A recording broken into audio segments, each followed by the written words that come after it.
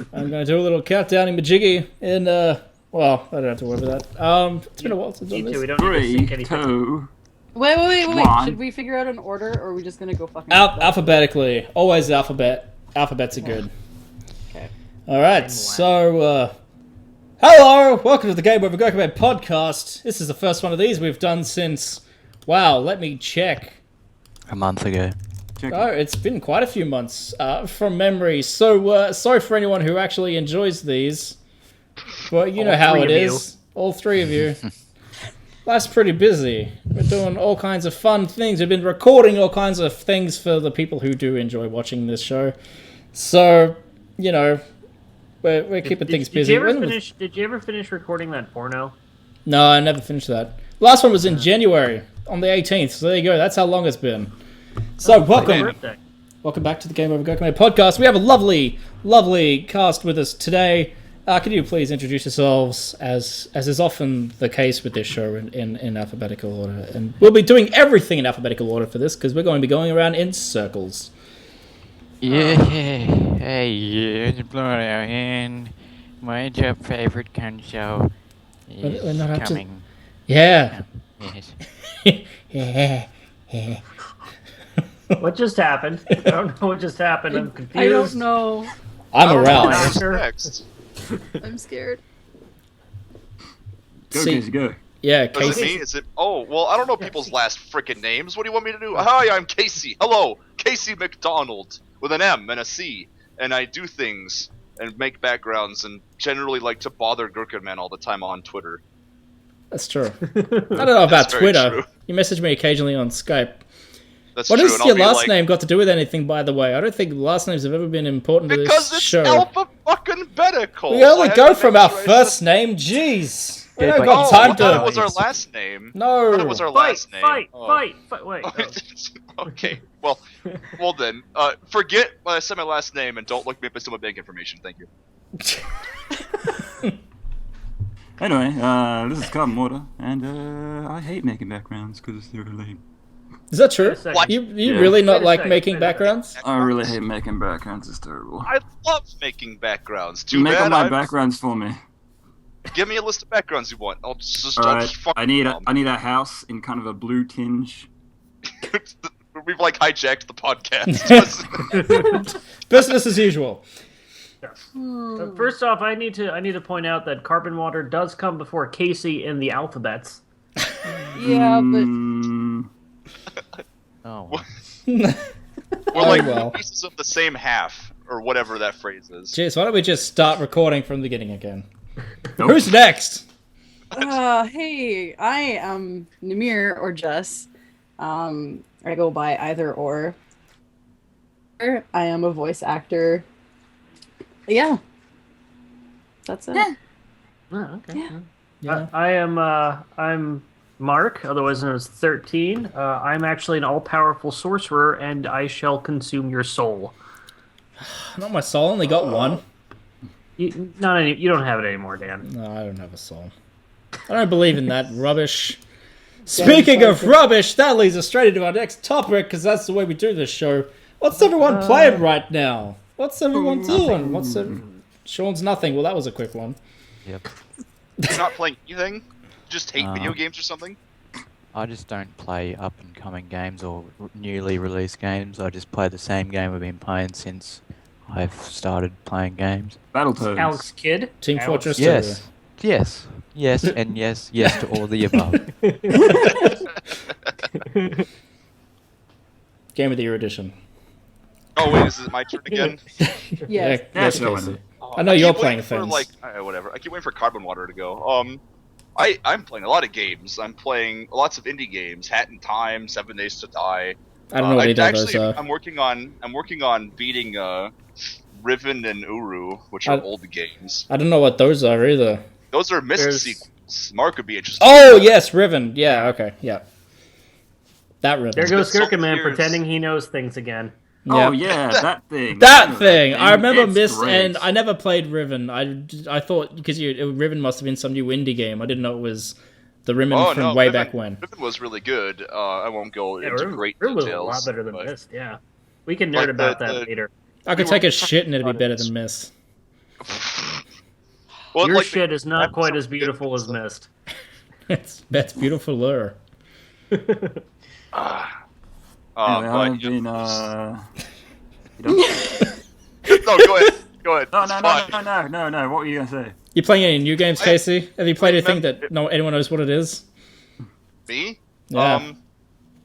Minecraft. There you go. Hey, now the views just skyrocketed out of the 10 million subscribers instantly. Oh, jeez. No, it's not that popular these days. Anyways, Is moving Minecraft on. starting to die down No, a it's bit? still quite popular. It's not. I feel like it's peaked. I feel like it hit a point and now it's level. It's there. Everyone knows about it. You know. Well, I know it's a little off topic, and this wasn't one of the things I was going to bring up in the news section, but I do know that Warner Brothers, the Lego guys, are looking at acquiring the rights to Minecraft to make a Minecraft movie. I heard about that. So I guess like when Hollywood takes notice, that's the death stamp for most things. Yep. Yeah. Although it didn't kill Lego. Lego did a good job. Anyway, Carbonwater, what are you playing? Yes.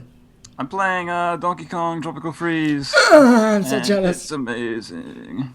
Is you got anything you want to say that isn't going to spoil it, but it's going to get everyone hyped?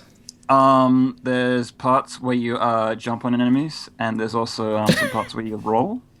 Oh, There's shoot. parts where you don't jump on enemies. and there's there's Rolling parts where you confirmed. don't. Where you don't play as Cranky Kong because he's garbage. Is this a new Donkey Kong game? Yeah, Yeah. where you've been living under a rock, Casey. I live in Boulder, a Colorado, I'm pretty sure he's literally under a rock. Now they know my first name and it's last on, name it's and on the where I live. Wii U. It takes advantage of the full HD capabilities, and it doesn't use the gamepad, which is the best decision ever. Wow. I need to buy one of the Pro controllers to play that game with. Needed. How similar is it to the old Donkey Kong Country games? It pretty much Exactly plays like the same. Returns, except you got two more allies. Did you play Returns on the Wii, Casey? No. You should. It's a good game. You can get it cheap I don't- now. Get on 3DS. Oh, the 3DS one's really good too. Yeah, it's even better. I own a 3DS. Well, then get it on the Michael. Wii. Get a 3DS. Invest in gold. Wait, what's going on? Best in gold. Invested internet stock. Oh, Jesus. Oh. What are you playing, Jess? Oh, wait, no, Carbonwater's next. Carbonwater, what are you playing? I'm You're also, playing... Is that all you're playing? I'm also playing Saints Row 4. Almost finished with that. I'm 80% done. I still haven't played Saints Row 4. I need to do that. What? And playing Phoenix Wright still. Just playing it bits and pieces at a time, because it is a visual novel, so I'm treating it like a book, so I can just pick it up and put it down wherever the fuck I want. Yeah. Those games are great. Yeah, pretty good. There you go. Next. Jess? All right. I am still playing Rhapsody for my current Yay. Let's Play. Mark loves that game. He likes the bouncing boobs on the villain lady. The boobies. They're Boobies. quite pixelated and hot. Oh, I gotta watch this now. This is Yeah. quite Ghibli. You have to. Also, the main villain, about 95% of her clothing is her cape. Tape. Yeah. Lots of fun. Yeah. Anyway, I'm also playing, or I beat, I should say, yesterday. Was it yesterday? Or was it today? I don't It was remember. yesterday. I beat Aladdin on the Genesis. Yes, Jess has Hey. never played the Genesis version of Aladdin before 'cause she was a Super Nintendo kid, but I told her to give it a go. That's Well- a good game. What's the verdict? I still prefer Super Nintendo Aladdin over Genesis Aladdin. Oh. Oh. Sorry. Send all your hate. Oh, you never had a friend like me. I'm also currently in the middle of playing a bunch of different Lion King games on a bunch of different consoles for a thing that I plan on doing soon. And Sims 2. Because Electric Boogaloo. Sims 2, not like 3 or 1. don't even talk to me about Sims 3, okay? Everybody looks the same, and they're nothing but, like, shiny jello people. Shiny Yeah. But Jello. you can, but Looking you into can getting put The Sims furniture. 2, and you can't find it anywhere, not even on Steam. It'd be on Origin, wouldn't it? That's where all the EA games are. Oh, Two Yeah, I'm not business. being worth Origin. it. Oh. And I think that's it. Is that all I'm playing? Yeah, as far as I know. You Yeah. played Krusty's Oh. Funhouse for a couple of minutes this morning. Oh dear. Yeah. Euphemisms. Oh, so I no. Yes, Mark needs to talk now. I'm actually waiting to play my next game because I've decided I'm finally going to dish out money and buy my first handheld console since I've had the original Game Boy. Not the color one, not the pocket one, the original. He's buying a Vita! 3DS. See, you're getting a DS. I'm getting a 3DS. The original DS. DS fat. I'm going to get probably a DXL. I don't know. I'll have to see. I've got a 3DS XL and I love it. The 3DS XL. I will get... The XL is like at least 3,000 times better than the original. Yes. Mine has this weird issue though, and I've noticed this when I'm playing Donkey Kong. It's really tense. Because when I jump, I tend to put a lot of pressure on the machine, and the volume will actually go up as I squeeze. So I squeeze it. It's really weird. Like I'll have it turn down really quiet, and then I'll jump, and the volume goes whoop up really high, and then it goes back down again when the jump's finished. It's really annoying. Oh, that's crazy. What game? But yeah, I'm gonna get one of the new Pokemon games, either X or Y, and I'm gonna get Zelda, the new Zelda game. The new Zelda's fantastic. I wish I could recommend the new Pokemon, but I don't feel that I can because I finished it in a day and a half. It's not bad. You should also get Animal Crossing. How long do you think it would take the internet over Twitch to beat that game? That's one of our topics. That's one of our news things. Spoilers. Mark, Spoilers. Okay, you can just bleep this out. Also, Rosebud's the sled. It's foreshadowing. It's not spoilers. It's foreshadowing. That's It's Chekhov's Pokemon. Chekhov's Pokemon. Jesus. Oh goodness gracious! I would recommend if you want a good RPG for the 3DS, get a Bravely Default. I think I saw that in the store, and it looked like it had an interesting cover. But I don't judge things by their cover, so I'm It's not gonna basically it's the most classic Final Fantasy game since Final Fantasy VI. Yeah, doesn't it perform like a lot of the older Final Fantasies where you can assign jobs to anyone? Yeah, it plays a bit like 4. If you want to do that, I just break out my copy of Final Fantasy Tactics. Tactics is a great game. They need to make more of those. They do. Good Well, ones. Final I guess Fantasy just needs to be better in general. they need to make it more like that's Final another- Fantasy and less like Animu. Why don't they just get Kingdom Hearts and Final Fantasy and make them one game? Because that's the what name, it's would be happening. the name would be indecipherable. Well, Mark. Kingdom Hearts Final Heart over Fantasy 7.5 out of daytime. There are Something like that. 2. The reason why they don't do that is because there are already Final Fantasy characters in the Kingdom Hearts universe. Yeah, So what plus would even Final be the Fantasy point? has such a strong fan base in I Japan. thought that- Sephiroth was from Disney. I really wish Sephiroth had Jafar's little twirly goatee. That'd be awesome. Argo follows him just- around.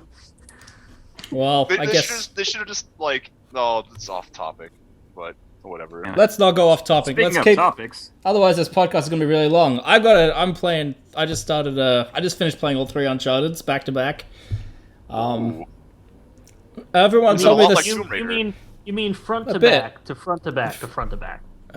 No, it was back. I don't. Fuck. No, you play the front of it first, the front and the end, the front and the end. I It's like played the you- 3 one at a time without anything in See what- between. Everyone told me the second one was the best, but I personally feel like I have to disagree. I like the twist that the third one had, and the twist was that there was no twist, but it led up to a twist that didn't exist, and I thought that was much better.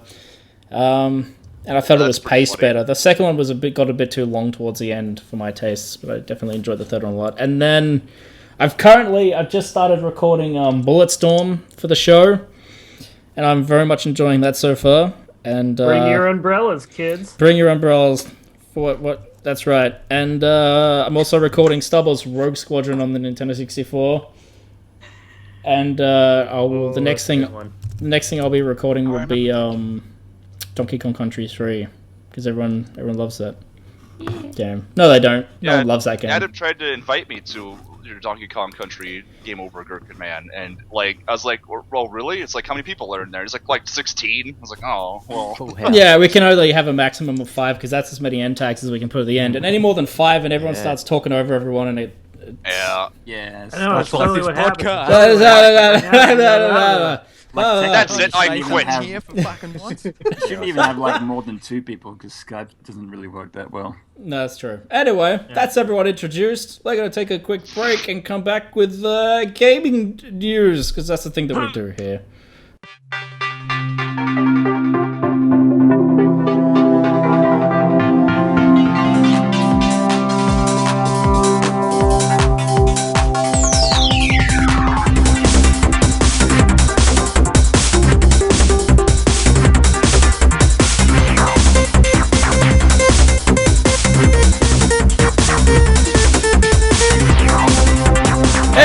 resume. back, and you know what that means? It means it's time for news. Does someone want to sing like a little news jingle?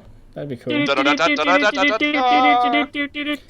Sweet. All right. Lovely. Well, we're recording this on the day it's going live. Most of the news in here is old, but this was breaking news that just come up on my Twitter feed now. This is pretty big. Sony is currently selling their headquarters in Tokyo because What? this is Where's the their other headquarters? You make it sound like they've got one in every country. well, they do. They do. They're an international company, Casey. They got headquarters everywhere. But this building's the big deal. You should see their North Korea office. Oh. Oh. For those who don't know, Sony, despite the fact that the PlayStation 4 is like absolutely beating the pants off the Xbox One in sales at the moment, Sony itself isn't doing too good with its TVs, and it's just sold off its computer division because that wasn't doing so good. And the TV, the Bravia range isn't selling like it used to. I'm just going to quickly close my window a bit because it's making a bunch of noise! I can't hear anything. I always forget that Sony makes things besides PlayStation. Yeah, but the thing that's sad about this, I guess, basically, they sold off the US headquarters. They sold that off for $1.1 billion. Ooh. And they recently sold off one of their largest warehouse in Tokyo, and now they're selling the big one over their main headquarters in Tokyo. But what's sad about this place is this is where they invented the Walkman, which I think was Did everyone here have a Walkman back when that was a thing? Yes. No.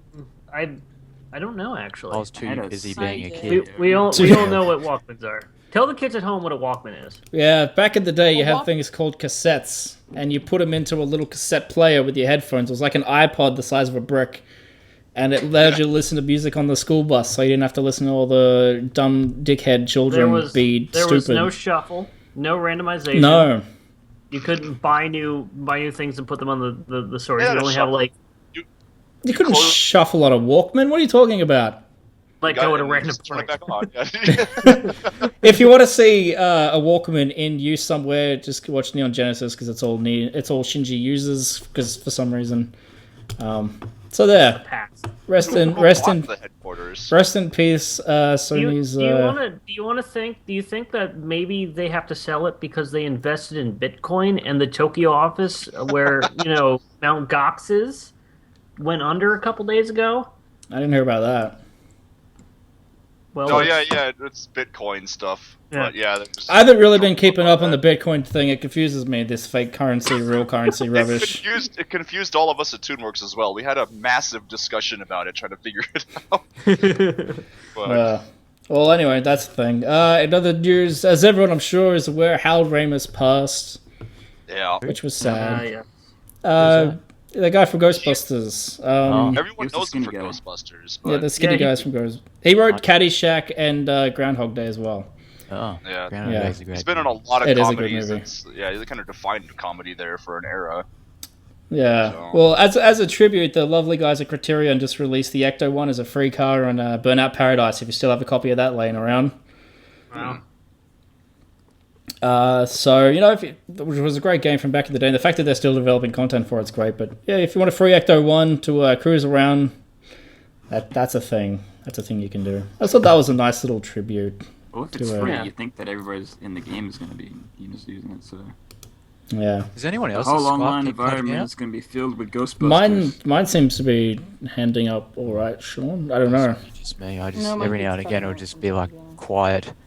Yeah, that happens to me too. It's like I don't know what causes that. It happens to me every once in a while too. Skype buffering. Skype in general, especially when you're talking to people in Australia, where we have the world's finest internet. I believe Sean and Dylan will both back me up on that. Cardboard box. It's like a hamster in a wheel powering it. Pretty much. Yeah. I guess the biggest news. There's other stuff that'll be after this, but the big news this week was, of course, Twitch plays Pokemon. They beat the game. They finally beat the game. Wow. I've got all the actual little stats here for the game. So total time played was 16 days, 7 hours, 45 minutes, and 30 seconds. Which is probably about how long it took me to finish Pokemon the first time, to be fair. Isn't that crazy? Like, It's pretty I ridiculous. was shocked they got through it as fast as they did, considering the circumstances. Yeah, all things considered. You have to remember that it's 16 straight days. Like, when you play Pokemon back in the day, you play for a couple hours maybe, and then you turned it off and you go to sleep. That's this was true. 60. They basically played so much that the timer in the game stopped at 2:55 because of binary code, or because of binary, and it just stopped at 2:55. That's hilarious. So the peak amount of players was 121,000 people. Fuck that. Wow. That's insane. That's all entering commands at the same time. More than 122 million commands were issued. More than 9 million onlookers with 36 million total views. And this is where it gets crazy. The total amount of minutes watched exceeded 1 billion. Do you have the stats for ad revenue? No, he didn't have ad they revenue didn't turned release. on. Yeah. Yeah, You he said just had that 30. You had that. that 15-30 second spot at the beginning, and that's it. That would have still Which made a lot still, of money. still probably. Twitch forces you to put ads on, doesn't it, though? No. Just that Okay. first one. You It don't doesn't. have to. Yeah. Oh, yeah. You just had that one, and then there were no other ads. Yeah, He says unless he you didn't want to put put an ads ad on on it. manually. Okay. Well, he said he didn't want to do that because he thought that it would hamper people's ability to like enter commands and stuff because they wouldn't know what's going on if like an ad popped up and they'd be behind and all that. So he just turned it off. He could have made money hand over fist with that thing if he'd left that on. Yeah, so for reference, the total number of views was more than twice of the population of Shanghai, which is the world's most populated city. I wonder how many people in Shanghai actually did watch the thing. I don't know. I just love every time he went to top streams, though. Pokemon was always beating like StarCraft and League of Legends, and I'm like, yes. Yeah, no. Because those games are shit. It took him 22 tries to beat the Elite Four, but only 2 tries to beat Blue. I wonder like how many, because there were so many parts where they just got stuck forever because like they couldn't select the right Pokemon or something, and they'd be like, "Oh crap, we're in the Pokemon Center and we keep accidentally releasing all of our Pokemon." I'm surprised they held on to. What was that, they Shaw? held on to. I said, every time I tuned in, all they were doing was just spinning in circles, opening menus.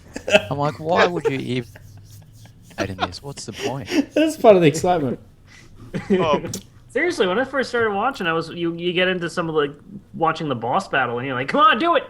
No, you were." Yeah, I never saw it. I never saw a single battle. Every time I'd log in, they would do something like I saw them and they were stuck in Team Rocket's hideout on the fucking spinning arrows, and it was just like, I saw when they were trying to get into Misty's gym when there was one of those rock things that you jump over.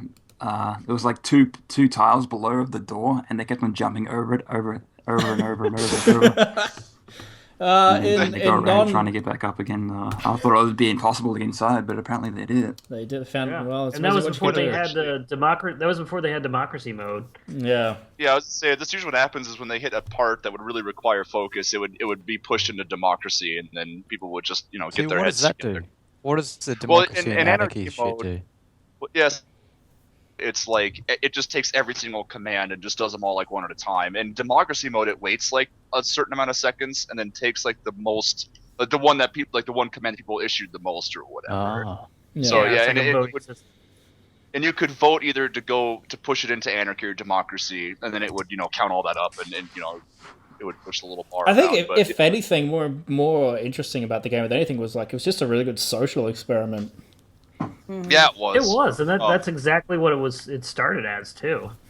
Now they're going to do like, it for every game. Yeah, maybe. They wait a bit before they do the next one. Because I think people get burned out if they just go, "Oh, here's the next Pokemon generation." There you go. They're actually starting it in a couple in 6 hours or so. Oh god! And according to one of the feeds I watch on Twitter, about 19,000 people. This was 9 minutes ago. 19,000 people are watching a timer countdown. So that's well, that's about as exciting as actually trying to watch the game play with that many people trying. In other news, there was a UK agency, so like a privacy company, and they were using They were looking at using the webcams for Kinect to spy on people. Which is pretty messed up. But what's more messed up is they were doing this without Microsoft's permission. They were just basically like, hey, you're using webcams on our deal. We're just going to use it to record and spy on people. Well, why would you want it? People just don't do anything anyway. They just sit there. And it's Yeah, people just jerking off, watching shit on... Well, not on the... Yeah. Every time I hear one of these stories, it's like I imagine. Well, because it's like you hear that before. It's like, oh man, the people can watch your webcams. They do. You gotta cover them up. What office in the world has just got all these people just sitting there watching video screens? It's like people's webcams of them just like jerking off and goofing around in their stupid apartment. They're like paid to sit there and stare at that for hours on end. It's like this is a terrible job. Remember we had Chat Roulette came out and everybody was doing that publicly? Yeah, it's like that's the big deal. Yeah. Warner Brothers is looking at investing $10 to $15 million into Machinima. Why? Machinima's already received $35 million from Google, and now they tried to secure $70 million last year, and they're currently looking for and failed, and they're looking for a new CEO. But it's looking like Warner's are wanting to get in there, I guess, because money. Money. Yeah, This is Warner's synergetic interest in the network would be to help promote its Infinite Crisis MOBA. What does that mean? MOBA. That's like a League of Oh, Legends. esports. So it's an esports deal by the looks of it. Oh. So, yeah, that whole esports thing. What happened to the old days when it was just StarCraft and that was it? Those were good Speaking times. of the esports, did anybody hear about the Virgin Gaming thing? No, what's that? Virgin Gaming. There's essentially a Virgin Gaming type thing, like with the company Virgin, where you can like exactly works, but you can like set amount of money that you want to bet to like win matches or something. Apparently, it's already going on with sports games, but apparently Virgin Gaming is looking into investing on Mortal Kombat and Street Fighter. So it's kind of like betting on horses. So it's basically like a TAB for esports. Kinda. It's like you can actually win money for playing video games. Oh, that's cool. Yeah, it's like playing like a tournament, but you like go just like straight, the final rounds, just you and some other guy. Well, in some parts of the world, the internet gaming is all sport, right? Like, I was always under that impression. In South Korea, like StarCraft players make like more money than all of us combined. Yeah. It's never really been that big of a thing, like in European or like in the US. Yeah, there are guys in the US, I forget their names, who get like sponsored in that, but it's certainly not as big as it is overseas. Yeah, and I think sponsoring isn't exactly the same as like doing it as a sport either. Well, maybe not. Well, it's kind of like this paid like regular sponsored like regular sportsmen would be like where they wear the clothing with their branding and whatever on it to. Same deal. You have to wear this headset so people can see it on your webcam. Yeah. This is another thing. Back to Nintendo again now. Woo! They're ending their Wi-Fi connection for the Wii and DS, so no more Mario Kart Online if you're still playing the Wii version. No more Smash Brothers Brawl for all your Smashes. No, it wasn't that great in the first place. Yeah. No. Lagfest. Go back to Melee. Super Lagfest Brawl. And Nintendo. I think the people who are really upset are the people who are still playing the older Pokemon games. They've been shutting everything down. You mean the internet? Yeah. Internet's upset again. No, you know what? Then get some fucking friends and play DS to DS. Yeah. Yep.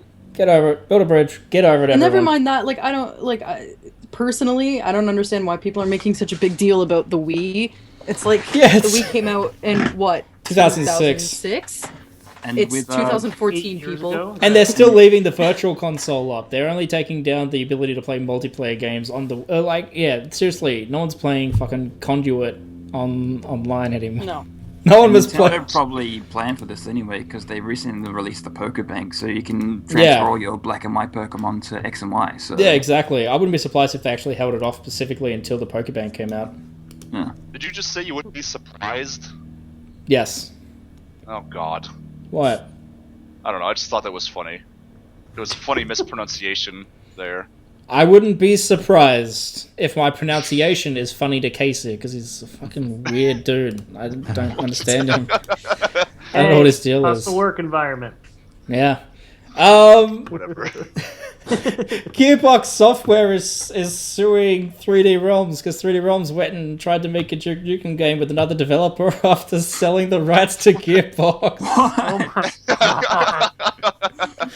Yeah, So Gearbox holds the Duke Nukem license because they bought it so they could release Duke Nukem Forever and start making their own Duke Nukem games that didn't suck. And after that happened, 3D Realms went to a developer called Interceptor, who I'm unfamiliar with, and told them that they hadn't sold the rights to Duke Nukem to Gearbox, and they started working on a Duke Nukem top-down shooter called Duke Nukem Mass Destruction. And now Gearbox is like, what the fuck, guys? You don't even own Duke Nukem. We're going to have to sue you for a second time. They should have done a Mighty Number 9 deal where they... but it's the same. And Duke Nukem's not been like... No. I don't understand what Duke Nukem how old is Duke Nukem at this point? Or, since it's been It was relevant. 95 that At least came out. over I think. 20 years old. I mean, Yeah, it'd be just it on was, 20. The original ones were in the 80s. Yeah, 99. Yeah, it was like 1990 for DOS. Well, Yeah, the newest game wasn't even that good from what I from the impressions. It was I horrible. got, right? What do you mean? Yeah. So it's like, so when people still being like, "Oh, gotta keep making Duke Nukem games." Oh God, such a valuable license. Yeah, like, he is an iconic character.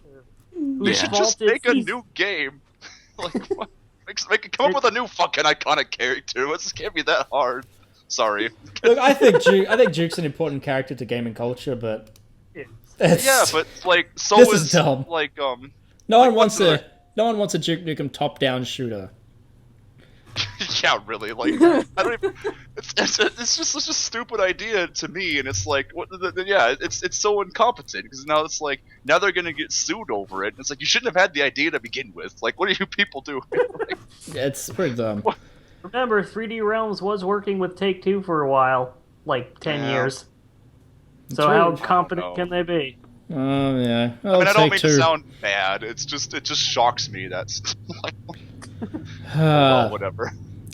EA's Peter Moore, that guy. He reckons that digital revenue will overtake retail revenue in the next 2 years. You don't think that'll happen, Dylan? Nope. What about you guys? Do you think digital is going to finally overtake retail? Yes. I don't know anything about the business behind it because we don't have all that information that the companies have. But for what I understand of the culture, it's that gamers don't want to move towards a digital distribution of video games for purchasing stuff on their consoles. Yeah, it works great on the computer because I can always get a new computer and then download the game from Steam again. But as soon as they stop supporting Xbox, you can't play any of your games anymore. Yeah, I can understand that. As I say, I think I could see, I try to get things digitally because they're usually a little bit cheaper and it means I don't have to leave my room.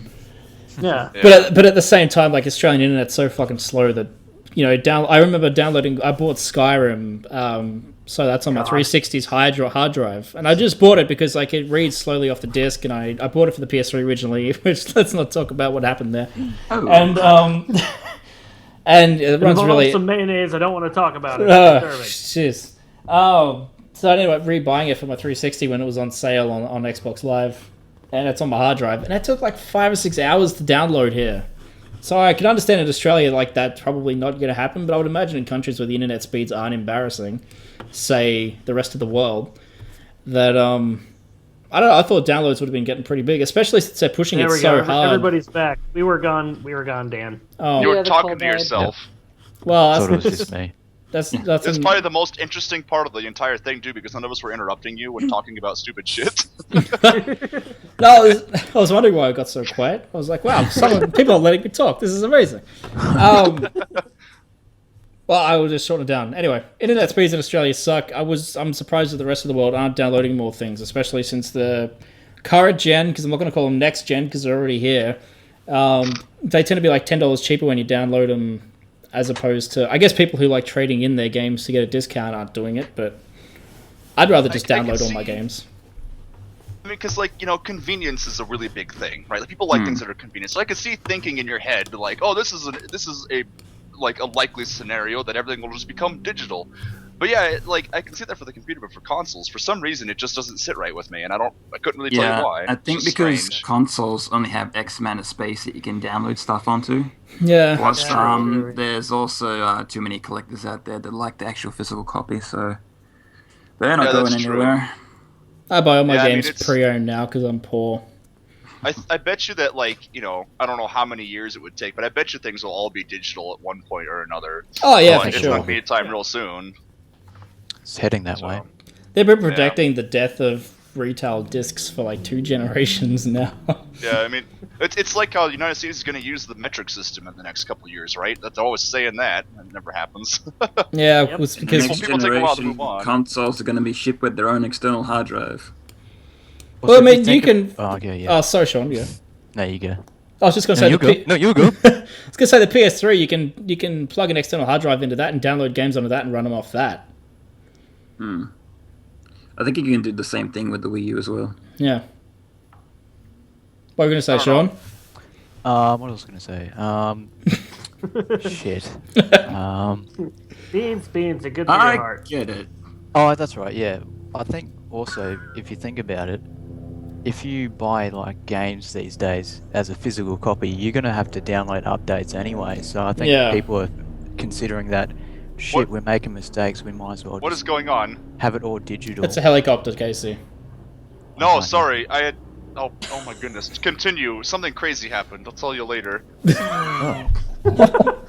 I don't want to interrupt you. Again? I guess I already Did did. No, I was sitting here. I was like actually listening intently for the first time in my life, and then all of a sudden, all of a sudden, like I apparently had a YouTube thing open, and I didn't realize this in the background. All of a sudden, this someone who sounded a lot like Jess just suddenly starts talking about how they're playing Skyrim, like, and I was like, what? She's interrupting him, and he just sort of kept talking, and I'm like, what's going on? Like, freaking me out. And then I minimized the window. I was like, oh, there's a fucking Skyrim Let's Play going on in the background. What is this?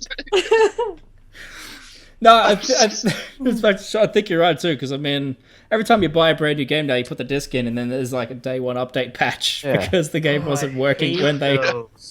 It's like takes up 2 seconds of your time, but it's just like, couldn't you have fixed it before you? Like, it's gone gold, so it should be working, right? I mean, I do like that how they're doing it now, though. How they're giving people updates if there's anything wrong with their game. Yeah, they can just fix it up or add new content. So it's definitely going to go that way. Yeah, it is definitely a good thing. But back in the old days, like they just wouldn't release a game until it worked. Yeah, well, I'm not really a big console man, so like maybe a year ago I was complaining about how I don't like consoles because they give you a game and they have all these bugs and they'll never fix it. And someone's just like, Casey, where have you been? Like the last, like they just send you patches. Patch? How do you put the patch in the console? I mean, how do you put it in the cartridge? What's a patch? Yeah, like just open up like an advanced. What? Yeah, Skype just shut the bed again. Oh jeez. Well, Skype. Anyway, let's move on to the next thing here. I'm going to rush through these next two. The American government wants to not give tax rebates to game companies who make violent video games. Yeah. What? Yeah. What?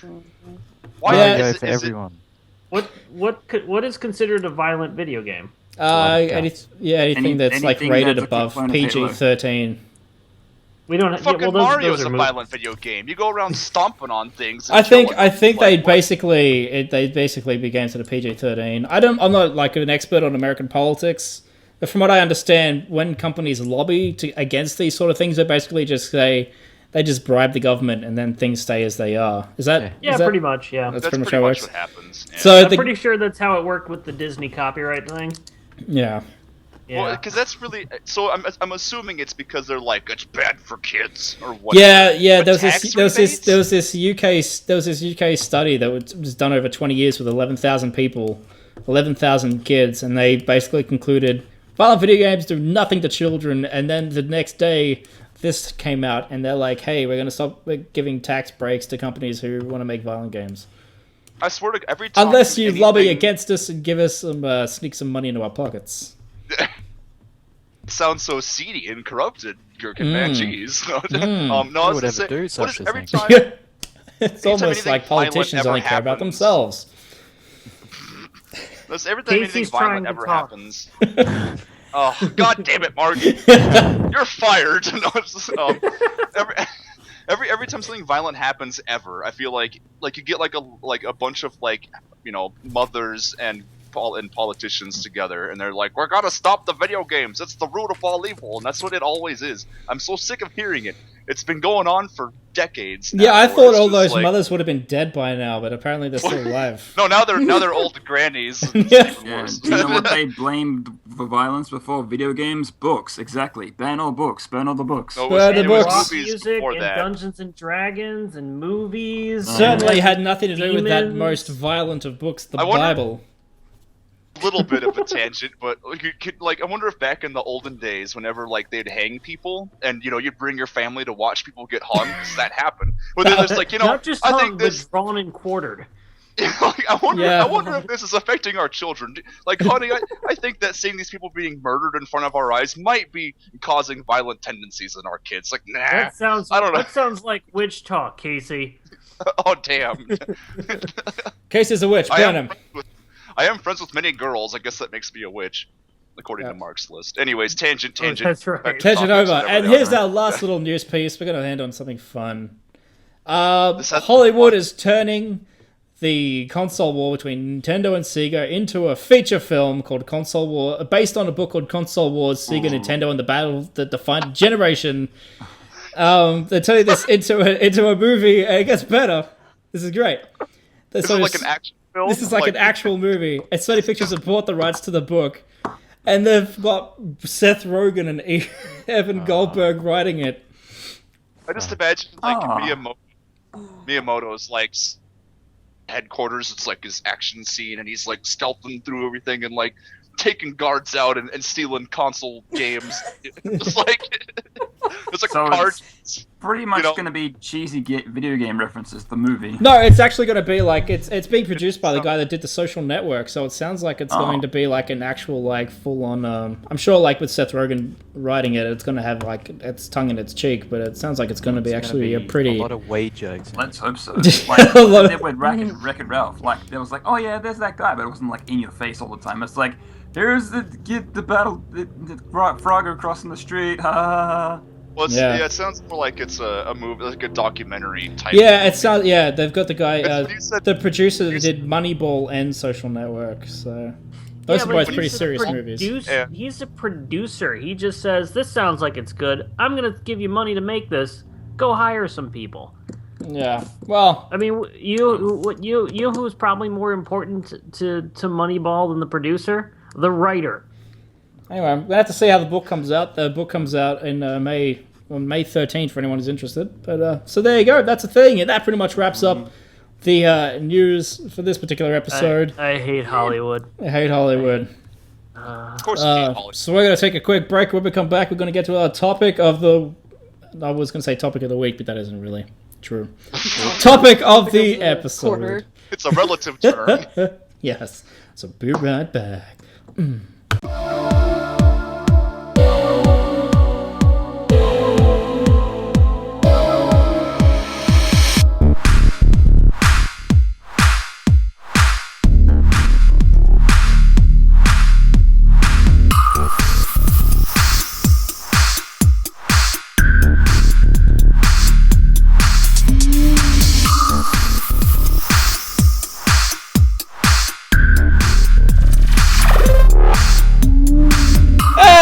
Welcome back. Everyone has gone and gotten a drink, and by that I mean just got a cup of tea, and the rest of us just sat around and talked about homosexuality with Casey. It was a good time. I didn't partake in this. It's true. I am apparently the expert of all things homosexual around here. Wow. Yeah. Fancy that. Hey, what's up with that? Hey! I don't. Video games. For those who don't know, Casey is a gamer, and we love him. Oh. Okay. Anyway, that's not what our topic is. I thought you were going to say we play him, and I was that would have been way better. Anyway, we're here to talk about a topic. The topic is, we're all going to go through our 5 favorite consoles of all time, but what we're going to do is, instead of just prattling off 5 in a row, as we did with our games of last generation, rather, we're going to just take it one at a time and just keep going around in circles. And if people want to comment about people's choices, they're well and fair to, but don't be stepping on no one's toes. And so I guess I guess, Sean, you get to go first because you start with B. Okay. So I'm going from least that to rhymes top. with Least to top, yeah. Trouble, and that rhymes with pool. That? I'm confused. Anyway. Yeah. Number 5 is... let me just check my list. The PlayStation 2. And I say this because they had some good, like, you know, little RPG games on there. I never picked you for the Has RPG anyone played type. Dark Cloud before? I've heard of it, but haven't played it. It's a fucking good game. I recommend anyone pick that up. It's a really good, underrated game. I really never picked you for the RPG type, I'll be honest. I don't play that many, but when I do play them, I make sure that I pick well. I don't know how I pick. Somehow just pick up the one that's vibrating to me. Oh, what? Vibrating? Game now, just like... The closer you get to the right one, the more it shakes. The DualShock goes crazy. They It's just a sort of game-dar. Yeah, you could say that. What else did PS2 have? They had a few like little adventure games here and there, like your Jack and Daxter's and all those sort of games. I haven't played any of those yet. Yeah, neither did I. I don't even know why I mentioned them, to be honest. Ratchet and Clank. Ratchet and Clank. Yeah, but PS2, yeah, I just have, there's a few, actually, I'm not a big racing car game fanatic, but they had a game on there called, what was it? Oh, if I know the name, was it one of the Burnouts? No, it's like a really fun sort of game. It's not like a typical racing game. You can like jump in the air and do flips around, and you use like items like Mario Kart in it. But it had like was a it really the Crash Bandicoot game? It wasn't. I can't think of it, but it sounds cool. Whatever it is. Games there, so PS2 is my number 5. It's interesting that it's your number 5 because it's a lot higher on my list. Well, that's because everyone had different experiences, Jess, and that's what this is all about. Stepping on his toes. I wasn't stepping on his toes. I waited until he was done talking, Casey. Yeah.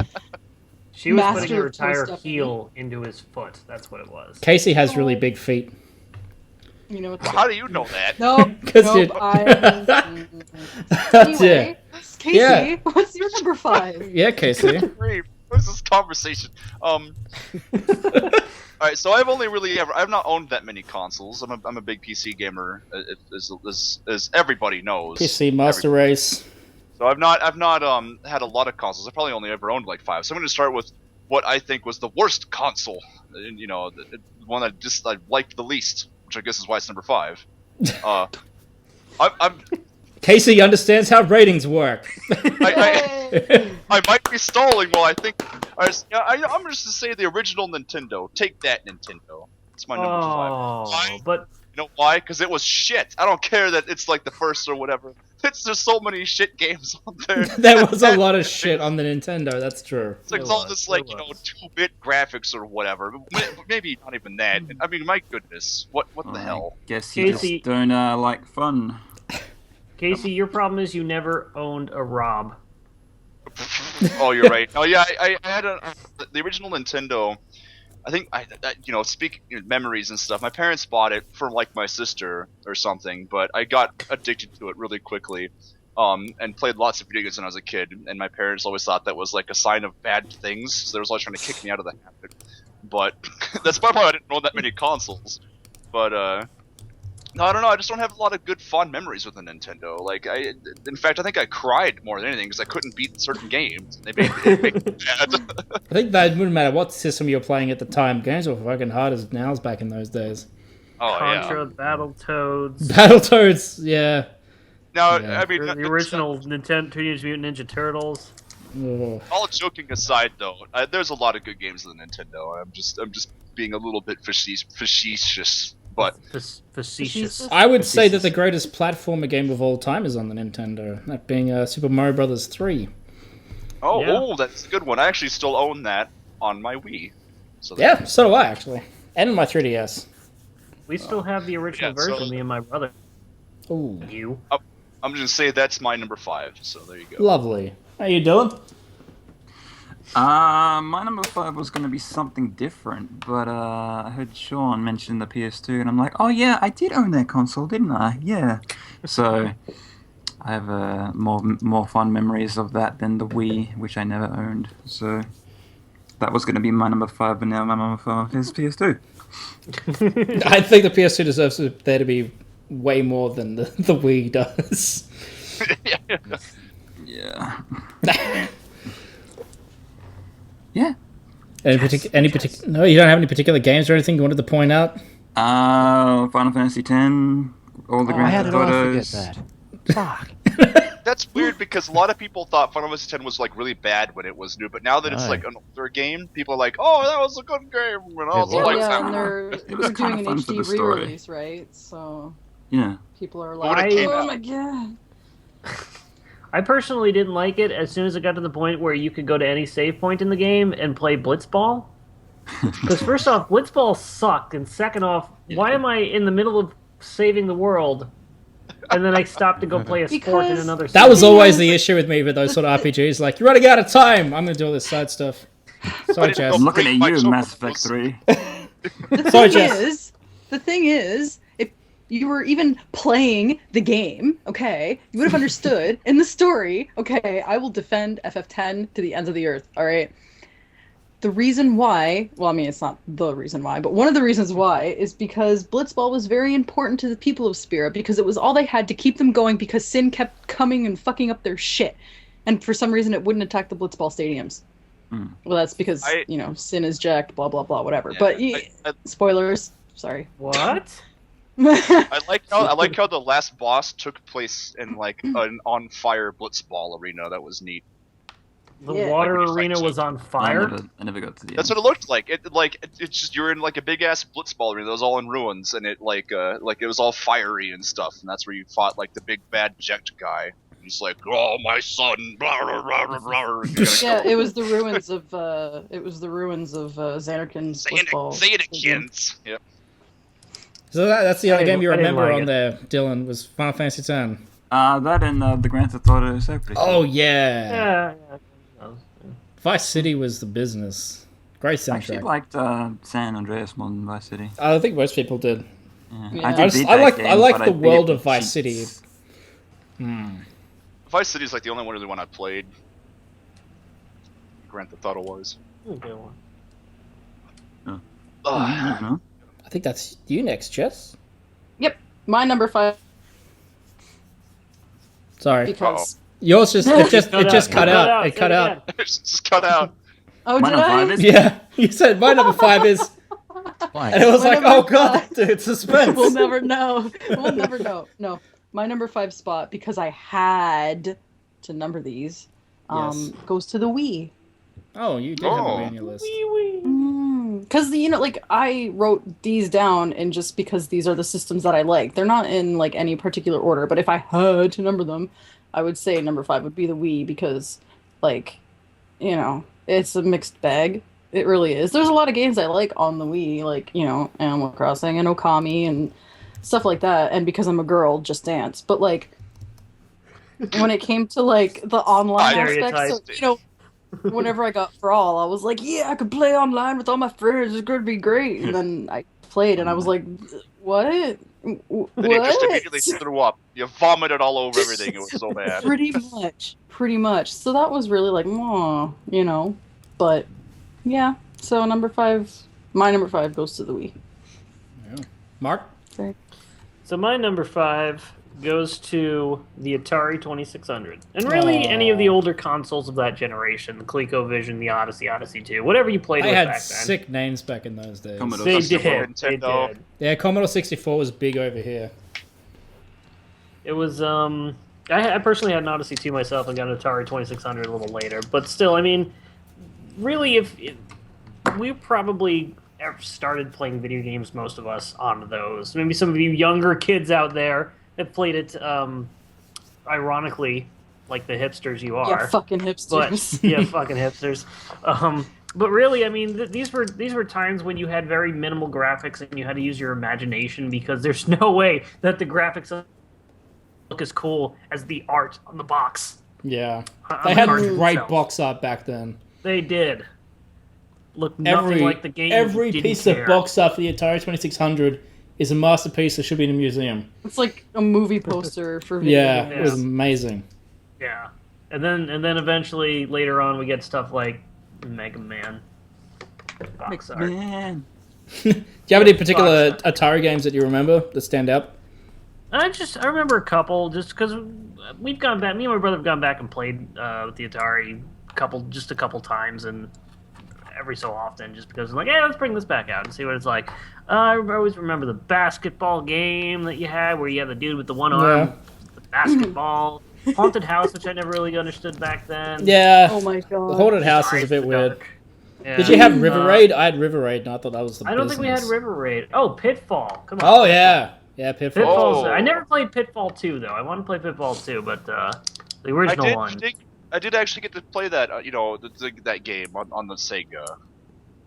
Oh, you played the Sega version? Did you play?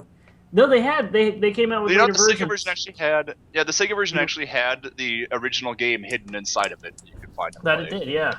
Yeah. And they said that in the commercials because apparently that old game being an Easter egg is a selling point. Yeah.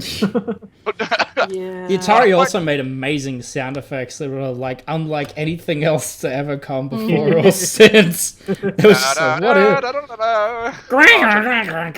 like everything it did sounded like a 56K modem starting up. Yeah, see, fond memories, and it's the starting point for many of us. Even though it was the second generation or so, there were a couple there were consoles before then and consoles after. But yeah, it's the start. Yeah. Well, I'm gonna have to go with my number 5 was my very first console, the Sega Master System, the machine with the pause button on the console itself, so you had to get up off the couch and press it. I think the call's just gone weird. Alright, sorry about that. We had a quick technical problem. My number 5 is going to be my very first console I ever owned. Many, many fond memories. That would be the Sega Master System 2. Electric Boogaloo. That was, my very first console. I remember the day it arrived in the mail from a family friend, and I remember sitting down in front of the old TV and plugging the RF in, and having to manually tune it in with the dial on the TV, trying to find the part where the game was. And Alex the Kid was on there. TVs had dials? Yeah. Yeah, our TV was like one of those old ones. Kids. Mark, stop trying to be an old man. Yeah. Yeah, back in the old days of the game, you had to tune it in manually with a knob. That were good times. And the troubles of going to somebody else's places, or like your if you wanted to take it to your friend's place, you had to start all over. All right, again. I was gonna tune this in. Just give me about 10 minutes. Yeah. So Alex the Kid, obviously, I played a lot of for a couple of years because that's all I had. And I remember going to the local video shop quite frequently and hiring games like Sonic 1 and 2, although they were different to the Genesis versions. And Cool Spot I played a lot of. Cool Spot was my jam. And my favorite, and it's a game that'll be coming up quite in a couple of weeks on the Game Over Gerkinman channel, which is what you're listening to this on. Anyway, that was dumb. It was Jurassic Park, which I believe is the only good version. It's the only good Jurassic Park game based on the movie to come out.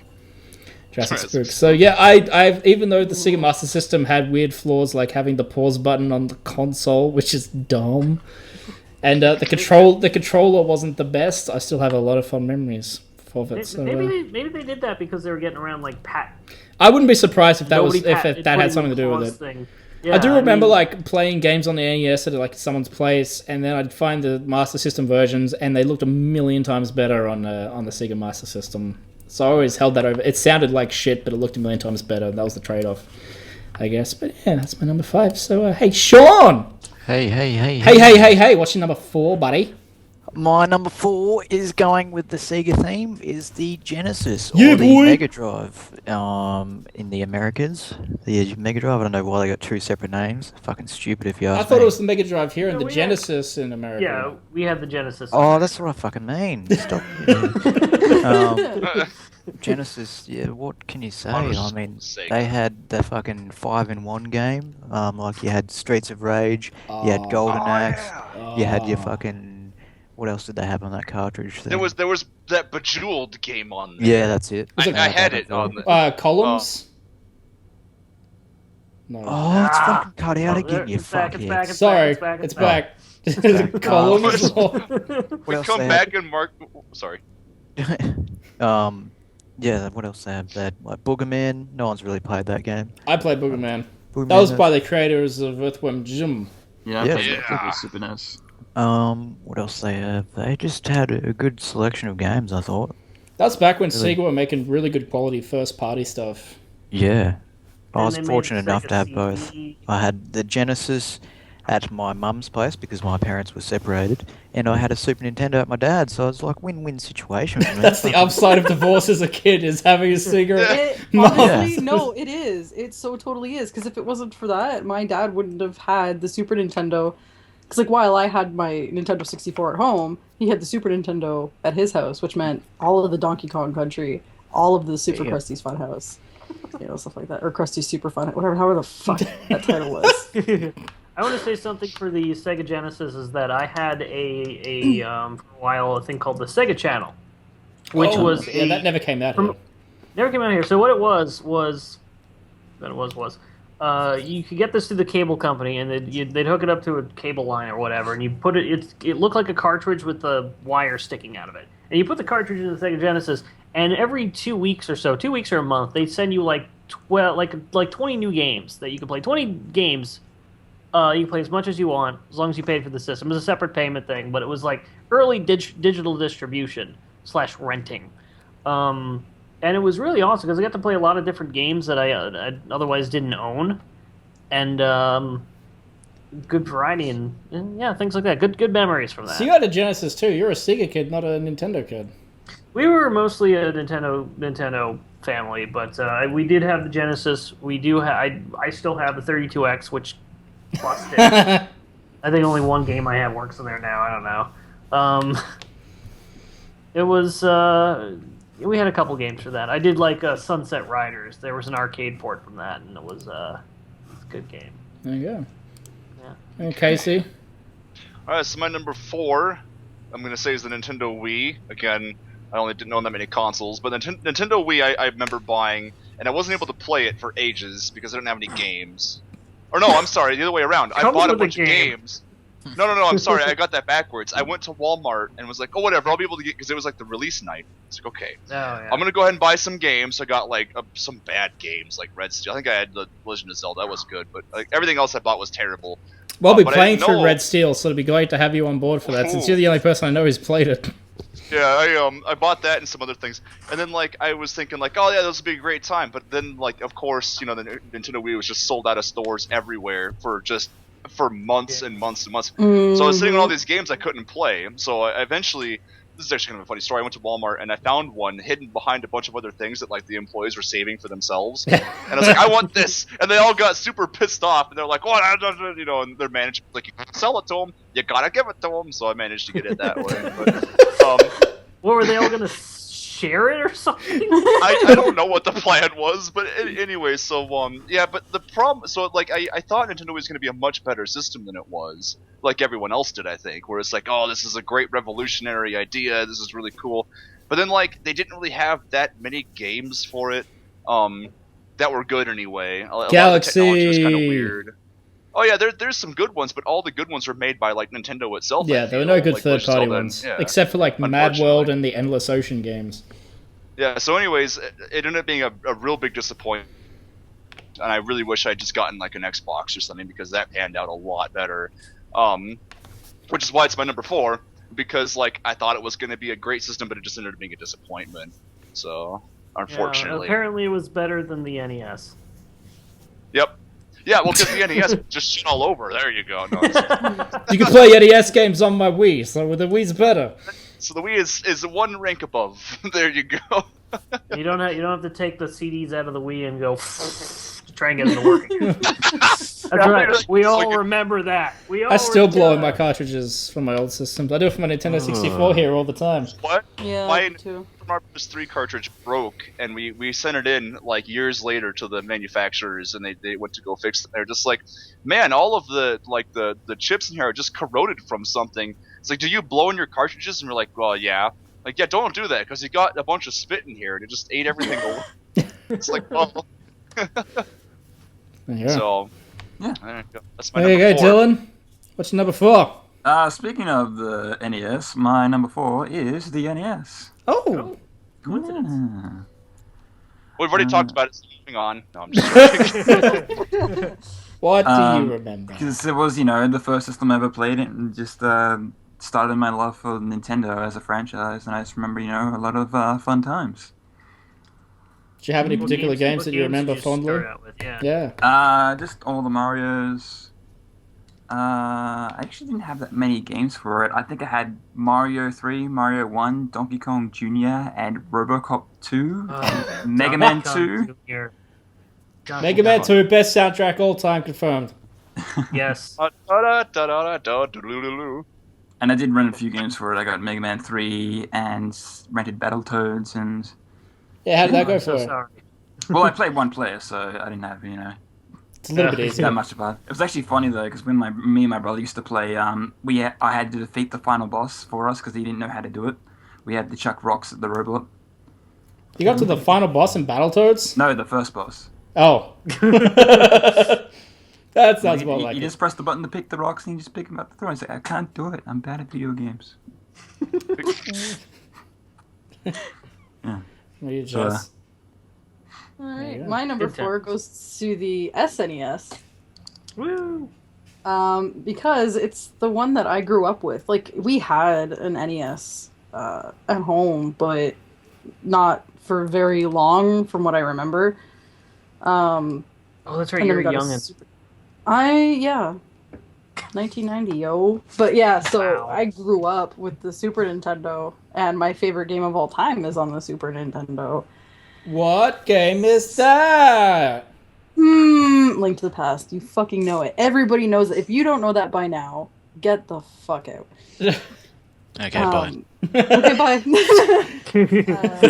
But yeah, no, I have very, very fond memories. Not fond enough, obviously, since it's so low on my list, but it's up there. Yeah. Or down there. Yeah.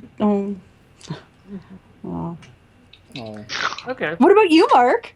Ooh. So my originally my number 4 was gonna be the Game Boy, but Dan was like, no, Dan was to have no handheld consoles because there's a bajillion of them, even though half of them are Game Boys. So in protest, you actually did it. My 4th favorite console in protest is the Virtual Boy. Because it is a train wreck, and you cannot look away from a train wreck, and because you don't look away from the train wreck, your eyes then end up hurting because of all the red. There are some games you enjoyed on the Virtual Boy, though. Virtual Boy, there were some good games on the Virtual Boy. I do remember frustratingly playing that Red Alarm, which was the flight the flight one. You had like a spaceship, and you were flying through the inside of buildings or something. Many a time, you just turn to a wall, and you don't know it's a wall because it's a fucking wire frame. There was a golf game I played. I always enjoyed golf games. Back in the NES, I played NES Open a lot, loved it. So there was a golf game I actually enjoyed on Virtual Boy. Mario Tennis, which was just tennis, but it was still fun. Mario Clash, where it was like a 3D-ish... It was based on an arcade game, I think, where you were on this like donut track, and you go up different levels of this tower. And it was like a 3D version of the original Mario Brothers, where they're on the Mario vs. Luigi thing. Yep. There was a 3D Tetris, which was stupid. I don't remember that. I remember that. I don't think we had... I forget if we had Wario Land, which is one of the better games. We do actually have Jack Brothers, American release of Jack Brothers, which is one of the rare games that they had there, and that was actually one of the few decent games. But yeah, so that's my protest. Fuck all y'all. I enjoyed that protest. So my number 4 would have to be the only console on this list which I didn't own, and that would be the Super Nintendo. I can't put it higher than that because I didn't own it, but both of my cousins had it, so I'd either go to one of the cousins' place and play a bunch of Donkey Kong Country, or Donkey Kong Country 2 or 3. That's really all we played at his place. Or I go to my other cousin's place and I'd play Super Metroid. I was better at Super Metroid than he was. And Super Metroid, for those who don't know, is my favorite game of all time, bar none, period. Or I play Super Mario All-Stars. And really, between those 5 games, those 5 games are all it took for Super Nintendo to be like my 4th favorite console of all time, despite never owning it. Of course, did they not have Secret of Mana? I'm sure. No, neither of them had Secret of Mana. I mean, there are a lot of games I found later on through emulators, obviously.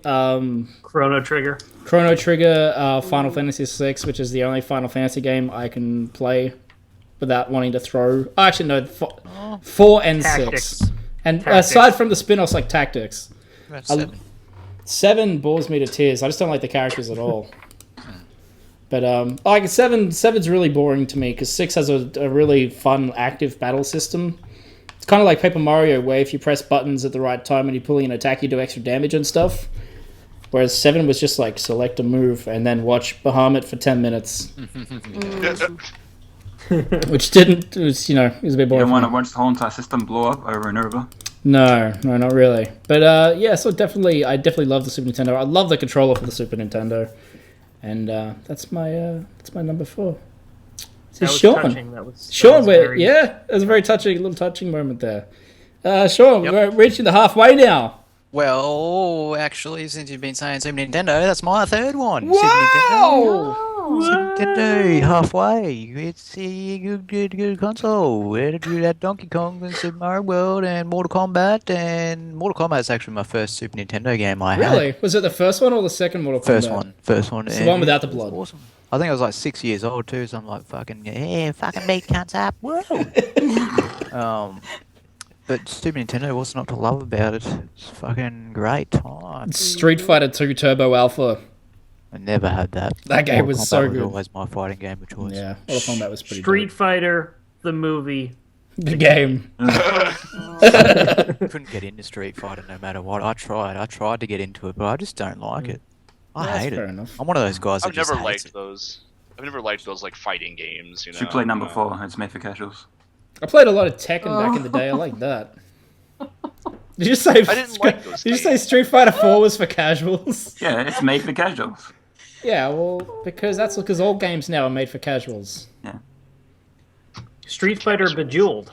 Street Fighter 4 is the Call of Duty of fighting games. Puzzle Fighter.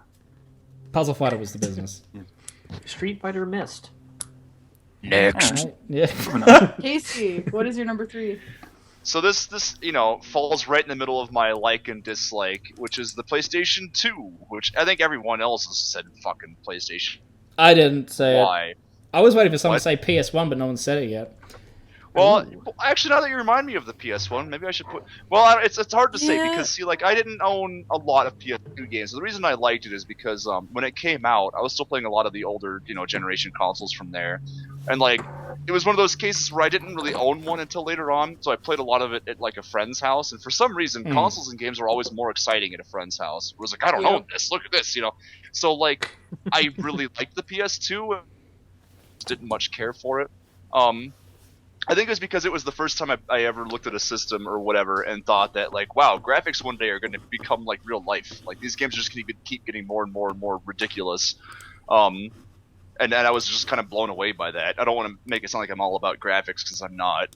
But like up until that point, yeah, like I didn't think that games could be like a movie sort of experience, where you can sit down and like experience a game and it'd be like wrapped up in it. Like it was before that, it was always just like, oh, I like this game. It's kind of fun. It's a fun little pastime or whatever, And then it started becoming an art form for me. So I think that's why. But then again, the system itself, like I said, I didn't really have anything on it that was interesting or exciting when I owned one. The only game I really got into was Final Fantasy X. I can't even remember what other games I had, to be completely honest. So, I mean, like, it's kind of strange in that way, which is why it's, like, right in my middle. So, Yep. Yeah. Yep. Did you use it as a DVD player? Was that, like, because I know a lot of people bought it and it was, like, their first DVD player. What? Yeah, actually, I did now that I think about that. I forgot that you could have done that with that system. Yeah, that was the big selling point. That's why it was so it was, like, $750 here when it came out. Jesus Christ. I don't remember how much. Yeah. I don't remember how much it was here. It was like $199 here. Yeah, we got fully rotted. I feel bad that I forgot about the PS1, but again, I don't think I owned anything on it that well, was see, really the thing is, interesting. though, You can. The PS2 was backwards compatible. So no, even if you but that's cheating. PS1, no, it's not cheating. It's true. Well, but I didn't Yeah, you really could have own loved anything. the PS1, but the only thing you could do like- on it besides that was playing CDs. I only Really? remember all my PS1 memories were just like I remember beating Final Fantasy VII on an old ass television set in the basement of my parents' house because they thought video games were like the devil, so they put it in the basement. And like they bought it, all... and then were like, "Oh, actually, no, this is evil. Let's go into the basement." Well, no. What happened was I bought it and they didn't like it, so they were like, "Well, here's the TV." So, anyways, like yeah, and it was like I remember beating like Sephiroth on this like old ass TV set that was like black and white. I swear to God, and like and like I'm sitting there like on my rolling chair like on the cement floor, and like everyone else is just like Casey's in the basement, and I was like having the time of my life watching, probably masturbating, watching watching the universe get blown up by a meteorite over and over and over and over and over and over. But yeah, both the PlayStation systems, I guess I could just mark right in the middle. It's sort of cheating, I guess, but I'd forgotten about the PS1 anyway, so there you go. Good. Anyway, my number 3 was the Super Nintendo, keeping with the theme. People love that Super NES. Yeah. It's like we all have the same choices; they're just in the wrong order for each other. Yeah. Funny enough, I didn't get the Super Nintendo until the start of the Nintendo 64's timeline. When that was at, because my parents always thought video games, they always thought of them as toys. So it's like, when are you going to stop playing video games and grow the fuck up? Your parents swore at you like that? That's amazing. Yeah. But I only think I had 4 games for it. I had the first 2 Donkey Kong Countries, and I had Yoshi's Island, and I had another Yoshi's weird Island game. is fantastic. I had another weird game called The Lawnmower. Terrible game. You should never play it. Oh, the Lawnmower Man. That game was really bad. That movie's really bad. Yeah. Yeah, but I did borrow a few other games from friends, so I got to play Mortal Kombat 3, I got to play The Lost Vikings. Lost Vikings. I got to play Super Mario World, All Stars. And yeah, overall a good time. How do people feel about All Stars, by the way, those who have played it, compared to the original games? They were basically the exact same thing. I always thought that they felt a little bit different. Ports. They did because they had changed a little bit. They did improve like the hitboxes and stuff, but otherwise they were. It was great because I didn't have to change the cartridge. And you also got, not only did you get the real Super Mario Brothers 2, you also got to be able to save your game while playing Super Mario Brothers 3, and you didn't have to beat it in one fucking go. Yeah, that game's really big. I really loved the artistic interpretations of the levels in Super Mario World 2 or whatever, right? Like, because they enhanced all the graphics, right? So you could see all like the backgrounds and things, and I don't know. I enjoyed seeing like, oh, what's this region gonna look like? And being like, oh, that's what it looks like. Yeah, wasn't it like they were going? It's like we wanted like a 3D style, like Donkey Kong Country, and Miyamoto was like, no, and he made it like a drawing comic book style. No, that was Yoshi's Island. Yeah, that is Super Mario Bros. Super Mario Bros. 2. Yeah, sorry. No, I was thinking of Super Mario Bros. 2 on All Stars. Yeah. And you're thinking of Yoshi's Story now, which is a different game again, Mark. Touch Fuzzy got dizzy. Touch all the fuzzies. Yoshi. Jess! Save us from Dylan singing. My number 3... We're at number 3. Yeah, my number 3 is the PS2. Whoa! Really, the reason I have written down is because RPGs. That's the reason. Because RPGs. Also, it's the very first console that I ever bought myself with my own money. So I was a proud little PS. Because I love the PlayStation, like the first one. Some of my favorite games are on that. But with it being backwards compatible, I was like, I don't have to worry about ever digging out my PS1 ever again. And, you could watch movies on it, and you could still listen to CDs on it, which is great, but mostly because RPGs, because, like, FF10, Ted 2, Kingdom Hearts, oh my god. And one of my favorite Harvest Moon games is on the PS2 as well, so there you go. And mind you, it's also on the GameCube, but, A Wonderful Life. I haven't played Harvest Moon. I played the original, I played the Game Boy one, and I played the N64 one. That one's my favorite. Those games are great. Oh yeah. Yeah. I always say they're dating games in disguise. Well, no, because not Grinding all of them games, had the guys. dating aspect to them. Like You have to Save the plant a lot of Home bananas before you can afford a woman in that game. But you don't plant fucking bananas in Harvest Moon, okay? I Yeah, do. come on, Dan. Gosh. Bananas are what you get the best return on. In a bananas turn Wonderful you on? Life. No, you don't plant bananas in A Wonderful Life. Yeah, you do. I did. I played all the bananas. Children, let's not fight. Anyway, the only game that didn't have the dating aspect to it was Save the Homeland, I believe. That's the worst Harvest Moon game in my opinion. But this isn't about Harvest Moon. This is about consoles. So We will never do number a 3. Harvest Moon episode, for those of you who are wondering. PS2. I should say that this is also kind of tied with my number 2. I just couldn't decide which one so yeah. Okay, go ahead, Mark. We'll find that out in the next round. We'll get to like that in like 20 minutes.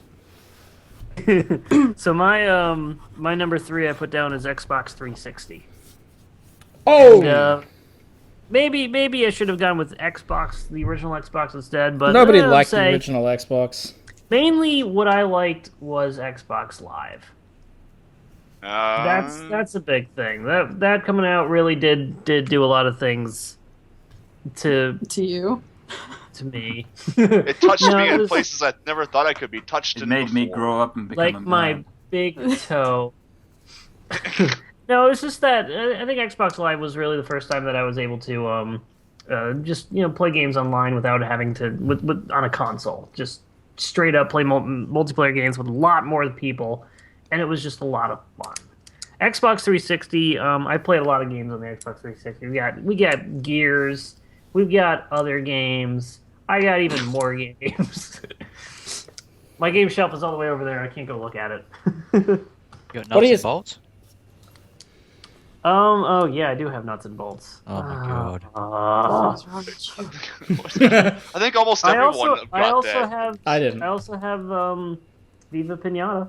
Viva Pinata's fantastic. Yeah, that's the best there game. You go. Rare's best game, period. Hey, good thing Adam's wait a not in second. here. Second best game Blast after Core. Battletoads. Blast Core. Always with the Blast Core. Who's with the Blast Corpse? Blast Corpse. Well, okay, I'm going to have to go with my number 3 now, which was the, something no one else has said yet, the Nintendo 64! Oh my god! I'll be getting to that. Yeah, I love the Nintendo 64. I have one beside me right now. In fact, it's the only retro console I own that's still functional. Oh. Although I only bought it a couple of months ago. Yeah, I remember when my parents bought me the Nintendo 64. I just got it with the 2 controllers and Mario Kart. And it came with that cool transparent purple controller. Oh yeah. Yeah. Cool. You remember that guy? That controller was awesome up until you got Mario Party. Yeah, I ended up buying, with this Nintendo 64 I have with me, I ended up buying the Japanese controller, which actually has the GameCube stick as opposed to the Nintendo 64 stick in there, so it's convex instead of concave, and it's very nice. But it's also meant for tiny little Asian hands. Yes, I do not have tiny little Asian hands, so cramping does occur from time to time. But anyway, yeah, the memories I have of Mario Kart 64 and of Star Wars Rogue Squadron, which is like what I'm currently recording, and Star Wars Shadows of the Empire, and Yoshi's Story, and Banjo-Kazooie, and as much as I don't like it now, Donkey Kong 64 when I got it was like, whoa! And I never really got into GoldenEye Perfect Dark, but I played a shitload of Turok. And man, yeah, I got so many Diddy Kong Racing. I got so many fond memories of the Nintendo 64. They're coming out my ass. Too many to count, and I'm sure you guys will have it in your list, and we'll hear even more of them. So, speaking of that, let's move back on to Sean with his number 2. Yes. And that it is the N64. Hey! And I might as well not even say anything, because you fucking said everything. I didn't say everything. I didn't like Banjo-Tooie, I will say. What's your number 1 memory? What? Banjo-Tooie just felt too much like more of the same, and I couldn't get into it. It was more of the same on an epic scale, though. Yeah, sometimes for me, like, making things bigger doesn't always make them better. Yeah. Oh, I don't know about that. Talk about penises. Talk about penises.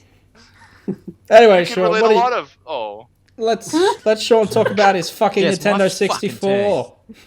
Fuck's sake. Fucking shut your traps. What is it? What else? Like, you got your fucking Super Mario 64, you got Banjo-Kazooie, you got your fucking... That's it. Ocarina of Time. Oh yeah, I didn't even talk about Ocarina. Well, too late now. Shit. Bad for you. It's my turn. What else you had? Yeah, Mario Party. I mean, Mario Party was the fucking best game. Even if you only had one friend to play it with, you'd still play it. Yeah. You know, Don't Mario forget Party Smash is Brothers the ruiner Brawl. of friendships. Smash though. Brothers. What? And I never liked the Smash Brothers on the N64. It was a bit What? clunky. No, I didn't It find was it that. interesting, but it It was was very good, but- slow. Yeah. Yeah, like, you know, it's fucking overrated. I Samus said and it. Kirby were the only ones that are worth playing as. Yeah. Oh. But yeah, N64, woohoo, number 2. Woo. Oh, it's Casey. my turn. Oh, God. Casey. Why do I keep forgetting whose turn it is? Because you don't Yeah. know your own name. My. Oh god, everyone else has said the Sega Genesis. Maybe I should just invent something No, else. only one No, person because said yours the is Sega really Genesis. high. You got a high Genesis. I do. I have some. Well, okay. So Sonic the Hedgehog is like one of my favorite old retro game series of all time. I hate all the new ones; they're terrible. But like, I have some of the absolute best memories of the Sega Genesis. I think when I was a kid, I for some reason I was a Sega kid. I'm not really sure why, because I've always really been more of a Nintendo. I had a Sega Genesis, and like, I owned so many games on there. From like, I owned every single Sonic the Hedgehog game, Pitfall, Earthworm Jim, what others? I had like, I was gonna say Donkey Kong Country. That doesn't make any sense. But yeah, no. Yeah, loads and loads of games. That was like one of the first systems. Like my parents finally allowed me to have a television in my bedroom, and I was able to play that like in my room, like sitting on my bed. So there's lots of being just I don't know, sense of freedom with that. I don't know, like it's just like I said, lots of great memories with the Sega. And I had it forever, just absolutely forever too. So I don't know really know what else to say about it that everyone else hasn't already said. It had I think add-ons. It had I was- Panic, and you got to go fast. I didn't have any of the add-ons though. Actually, I remember one of the first times I saw Sega Genesis. I was in like a store. Like you remember when like maybe they still do this, but they'd hook up like a game system like in like Target or whatever, and you could play it. Yeah, and I remember being in like a clothes store. Don't ask me why there was one in a clothes store. I don't remember, but I remember being like shocked at like, oh, the background's moving at a different speed. It makes it look almost like it's 3-dimensional, like. And it's just Sega I don't know. do just, what Nintendo don't. Yeah. Yeah, and I think I actually tried playing a Super Nintendo, and the game was like Super Mario Brothers World, and being a kid, I didn't understand like how to get into a lot of the levels. So like I didn't understand what the game was supposed to be. I kept going back to like the tutorial thing and being like, "What the hell is this?" And being very confused. So I was like, "I don't know, like the direction Nintendo's going in." The whole game is just a tutorial box telling me what to do. I remember having that. I remember playing Sonic the Hedgehog on the Genesis and then immediately sitting down to like Super Mario and be like, it's so fucking slow. Why is this fat guy so slow? I want to run fast, Like and he Sonic, can't do like- it. In those days, Sonic was so much cooler than Mario was. Mario was never cool, let's be honest. Luigi's cooler than Mario was. Luigi kicks ass. Yeah, I guess. That's just because Luigi was actually has a cool personality. until they gave him a personality. No, I disagree. He became cool once he became a chicken shit. Yeah, like Mario's. I don't think the word "cool" is the right word to describe Mario. Like, You put his sunglasses on Mario and you go, ugh. character- Yeah, he's more like he's bouncy. That's a good word for Mario. Just he's fat. That's what you're trying to say. Bob I don't Hoskins. think it's bad. It's just like it's like a funny, bouncy sort of character, and it's like that's I don't know, like whatever. But yeah, So long, King Bowser. Sig number 2. What could be Wow. number 1? Oh gosh, everybody. Oh boy. Boy, oh boy, boy. Dylan? Yes. My number 2 is the Nintendo GameCube. Whoa, only number 2. Yeah, it had all the F-Zeros and the Mario Sunshines and the Wind Wakers. F-Zero, you go back to it now, it still looks amazing. Yeah, that F-Zero is like extremely hard. I spent ages getting good at it, and I eventually did. And I almost got all the secret races in the game, but it was so fucking hard. I think I was 3 away. I think I was 3 away. Then my memory card. Oh no! Oh no! Oh, Just fucking memory cards. Damn it! You remember those days? Memory cards. Memory card days. Also, Rogue Leader. Mark, you can wait your turn. Yeah. I don't have GameCube on my list. Oh, okay. Well, then you can talk about it. Or do I? Rogue Leader launch title. Factor 5 did an amazing job with the graphics and the gameplay, and just fond memories being a Star Wars fan. One of the best dogfight Star Wars games I've ever played. And also Pikmin 2, amazing game. Yeah, Pikmin 2 is fantastic. I never finished it though. Oh, neither did I, but you had unlimited days, so I'm like, whatever. It's cool, you can actually do stuff without having pressure of time or your juice running out. Yeah. Good game. my juices never run out. No. Oh. Alright, let's keep it PG for a while. Oh, sorry. Oh, It's okay. You could bleep it out. Because this No, entire conversation This whole- is PG. What about you, Been Jess? swearing all episode. Yeah, I really don't care. Guess what you like. What about you, Jess? What's number 2? My number 2 is also the GameCube. Oh, wow. Because it has my favorite library of games for the most part. But like I said, this is also tied with the PS2 because I love them both equally. I had them at the exact same time, and I both played them equal amounts. So, you know, they're interchangeable. But what? Let me ask you this, Jess. Yes. If your house was on fire and you could only save one of your 2 consoles, would it be the GameCube or the PS2?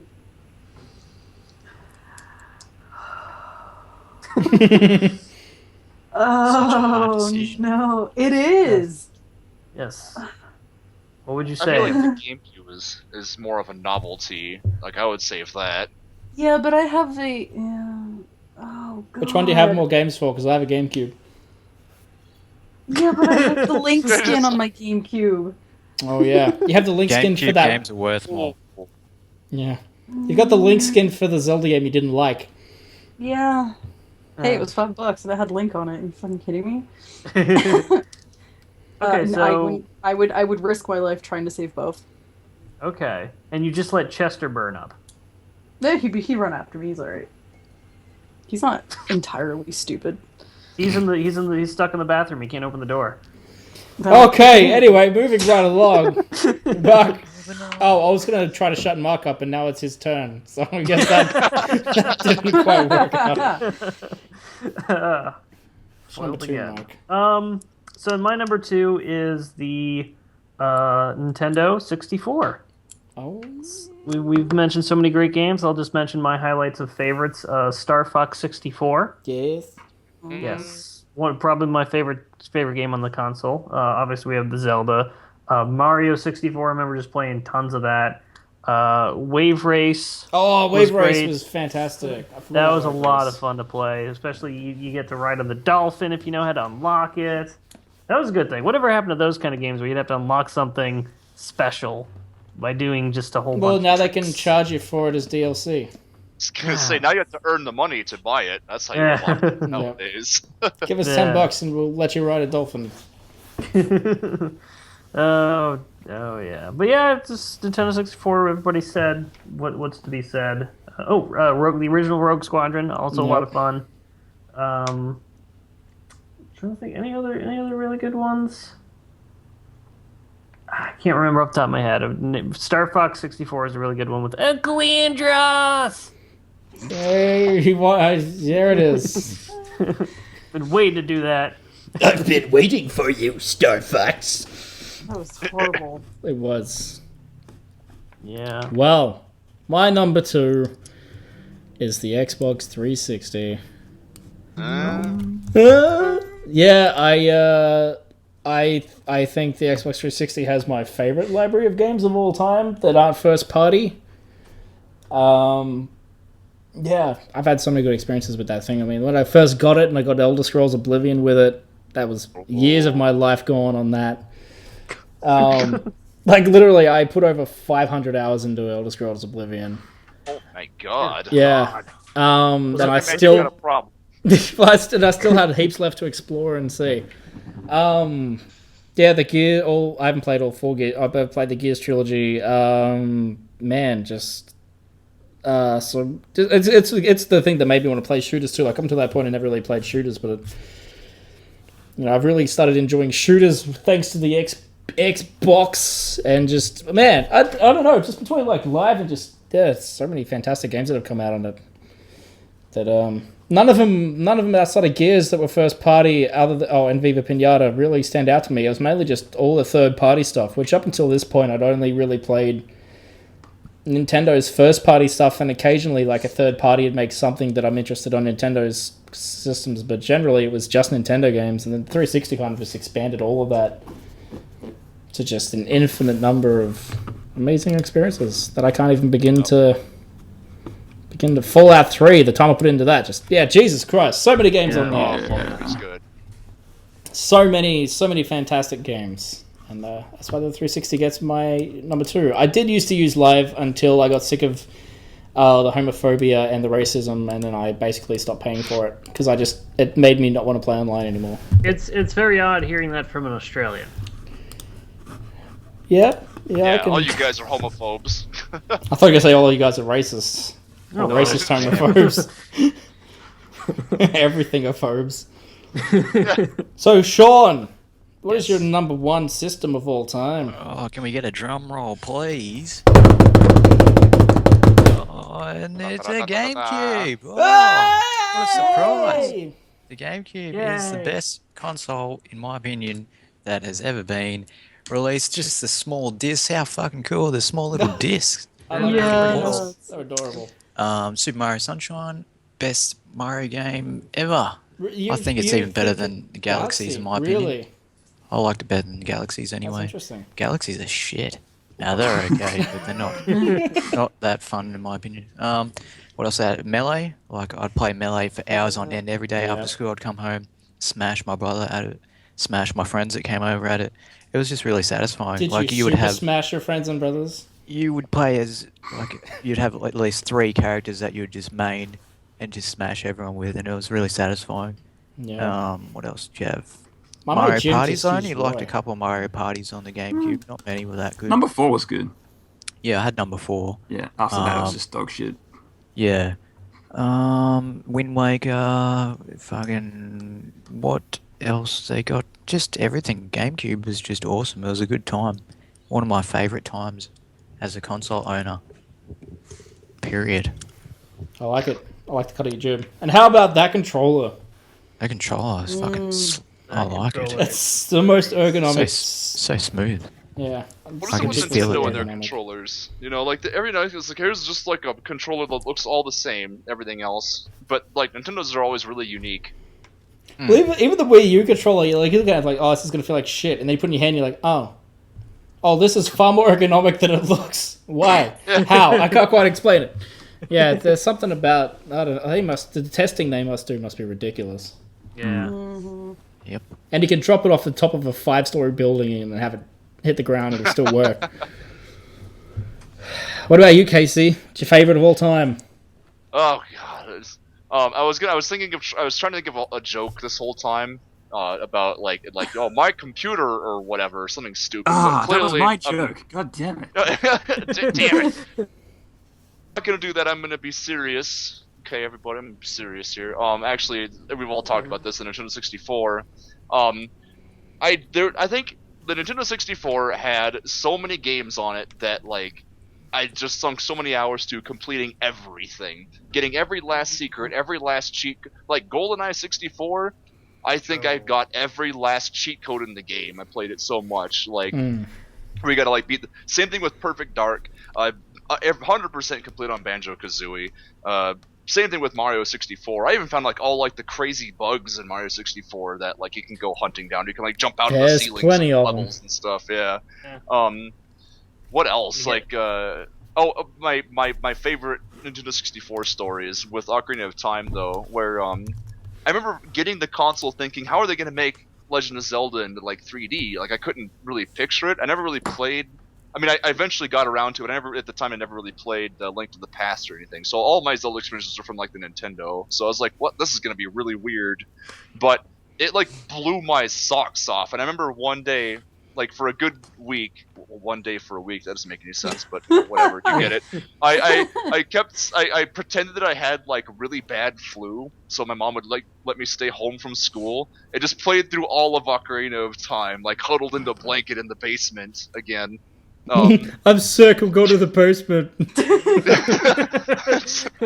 and like that old house had like spiders and stuff in the basement and snakes. So like that was some dedication there. You know, I was like in the circle of life playing that game. I remember beating Dodongo, and like they have the cutscene where Link comes down and like the Gorons are like, "Oh," and I felt like I actually saved the world. I was like, "Man, that was epic! That boss. That's the most epic boss I've ever seen."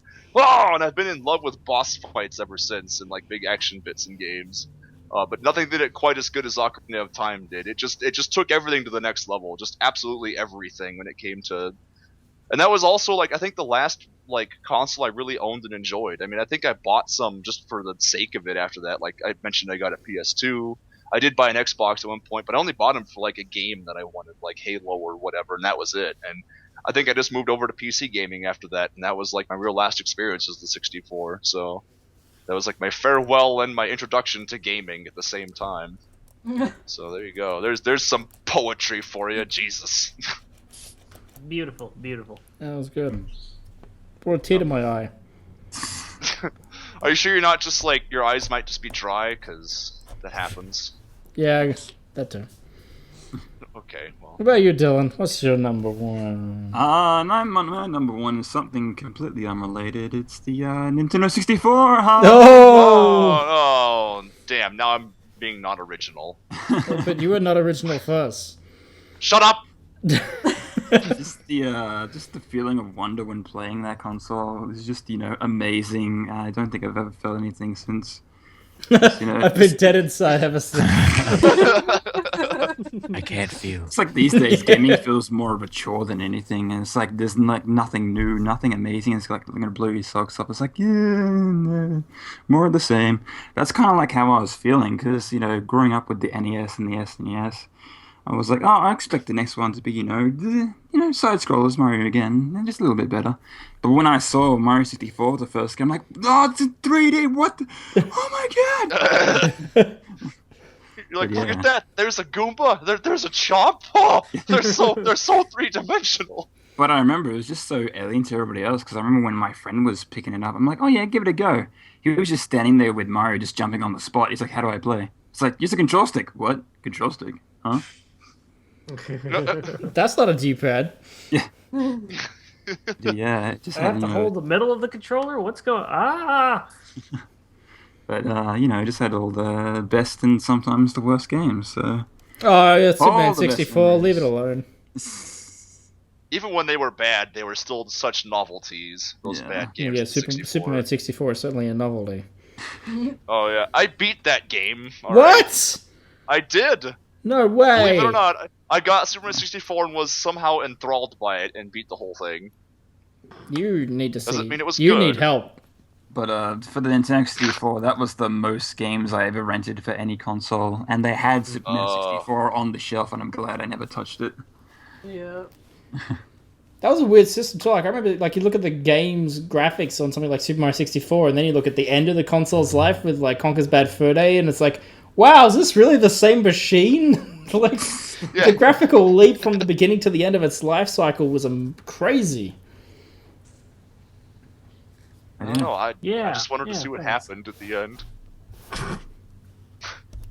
Yeah, unless the next generation does something completely different than, higher graphics, the same. Touchpads aren't doing it for you? Nope. There's something Wait, what? Games use touchpads now? Oh, Nintendo's ones do. Oh. How did I not know that? They just need to do something with that. They don't have the Wii U, hasn't come out. That said, if you don't know anything about the Wii U, I don't blame you, because there's only they've sold 12, I think, since it came out. I thought the Wii U was an add-on for the Wii. I thought it was, actually. I thought it was some kind of weird controller that you used on the Wii. Oh. It is a horrible name. It's a horrible name. All right, Jess. Give us your number one. Do you guys want to guess what it is? GameCube.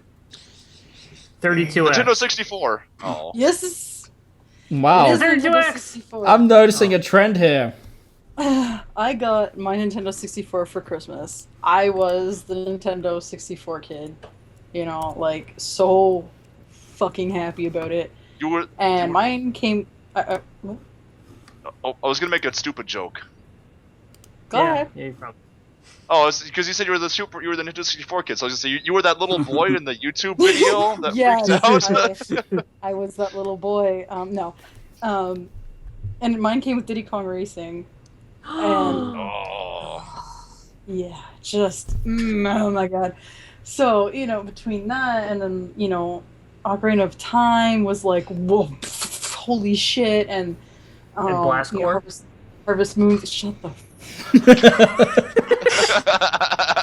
Harvest Moon 64 and Goemon's Great Adventure or Mystic Ninja 2 or whatever the fuck it's called in Australia and everywhere else.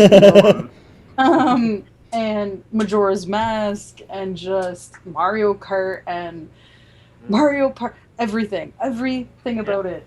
It was beautiful. Fucking Hey You Pikachu, that shit was mind blowing. I was like, what? I can talk to my what? When you said Sega, he got upset. Really? Yes. Yeah, he could say Sony hilarious. or Sega, and he'd go, and like shoot lightning bolts off everywhere.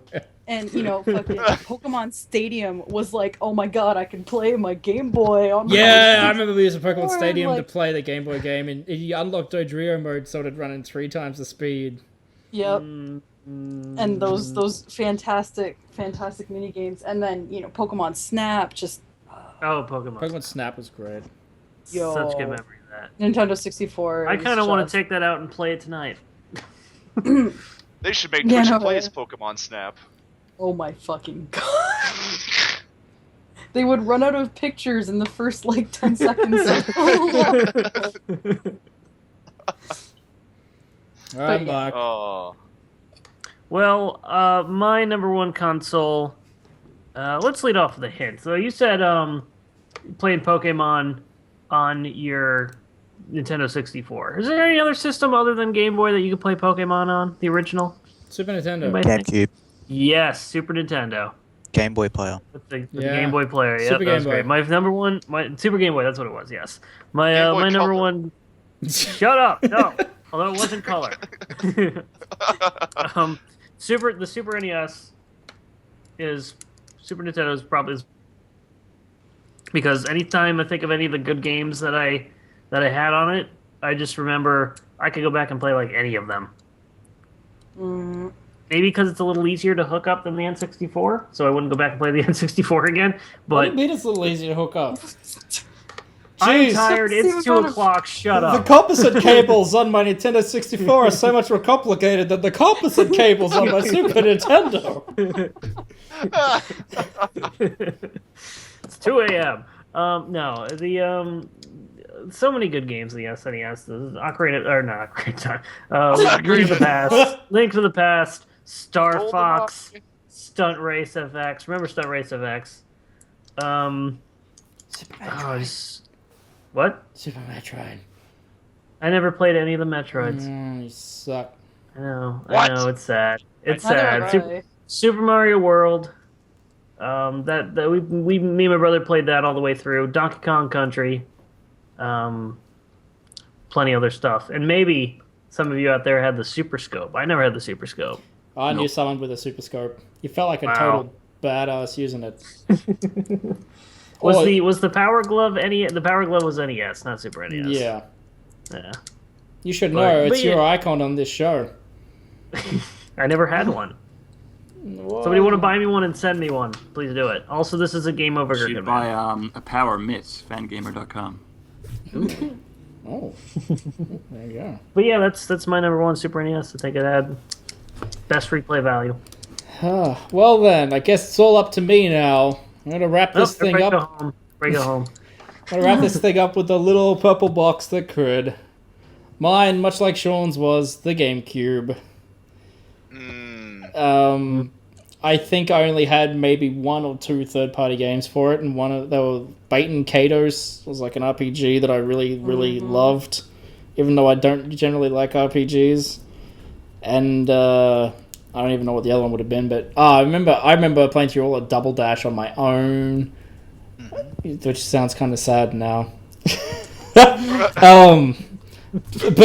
really, there's one game gets to that number 1 spot, really, and that's Metroid Prime.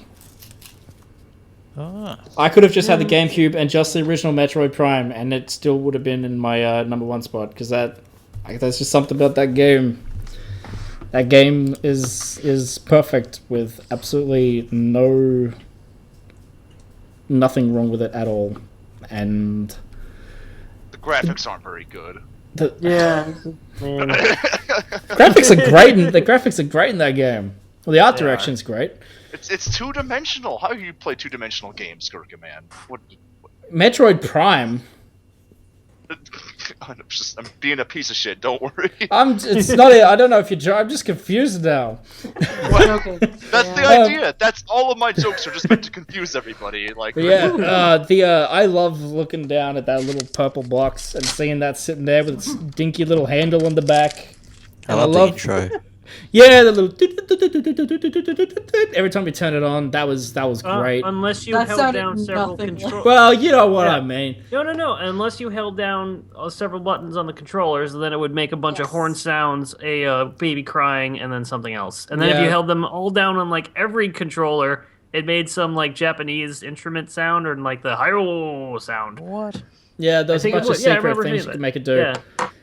The controller is probably, I think, up until the Xbox 360 came out, it was my favorite game controller. Yeah, and I still love the triggers on the GameCube. Are still my favorite triggers of all time. I absolutely love those. But yeah, I mean, like obviously there's Sunshine, Wind Waker. And that shit had like the Wavebird, yo. Yeah, Wavebird was pretty boss. I didn't even really have that many games for it. I probably only had like 5 or 6, and it's still like enough to get it. Did you have the Game Boy Player for it? I did not have the Game Boy Player for it. I was actually looking into investing in one of those online, and they're expensive as fuck now. I gave mine away. There's a long story about that, but... Do you want to tell it? Or do you want to save it for another time? When I worked at Game Traders, I had a friend who I thought was my friend that was working there at the same time. He's like, I wish I had a Game Boy Player for my GameCube. And I'm like, hey man, I got one. I don't even use it. Do you want it? And he's like, oh yeah, I'll give you some money for it. I'm like, oh nah, don't worry about it. So I gave it to him. Next day I come up to work, it's sitting in the drawer with the price sticker on it. And a guy comes up to the counter and goes, that's my GameCube thing. I'd like to pay for that, thanks. And I sold my own Game Boy Player to a customer who was supposed to not even have it because I gave it as a gift to a friend who I thought was my friend, and it's not even my fucking friend, and I'm pissed off still to this day. That is a fucked up story, dude. That's way fucked. If you're Sean's supposed friend, let us know so we can send goons to your house. So we can send you a replacement Game Boy player. Yes. A replacement GameCube player covered with bombs. No, don't. We're not going to do that because now I'm going to have the police knock at my door. Bombs. That's fucked, man. That's bullshit. You know, you remember when the GameCube came out? I didn't want to get one. I was like, what? They're still using stupid CDs? Like, I remember thinking that like PlayStation and all them had it going for them, like the Xbox, because they're using like actual, like, you know, DVD like. Well, they certainly had piracy going for them. I can tell you that. Well, like, Nintendo was like, you know, we're gonna keep using cartridges and stuff, and I just thought it was weird of them to do that. I was like, get with the times, Nintendo. You're all behind the times. So I didn't get a GameCube because I was being a jackass. Really, for me, the GameCube, the thing that wanted me want to get a GameCube was the Star Wars game. Yeah, Rogue Leader. Yeah, but Rogue honestly, Leader you know what? You know what was a very refreshing game on GameCube? Luigi's Animal Mansion. Crossing. Never played Animal Crossing. Luigi's Mansion was actually a lot of fun. Well, I have not played the GameCube one. I played the one on 3DS, and I love it, but I've still yet to play the original Luigi's Mansion. GameCube one has that one song that gets stuck in your head because Luigi always sings it.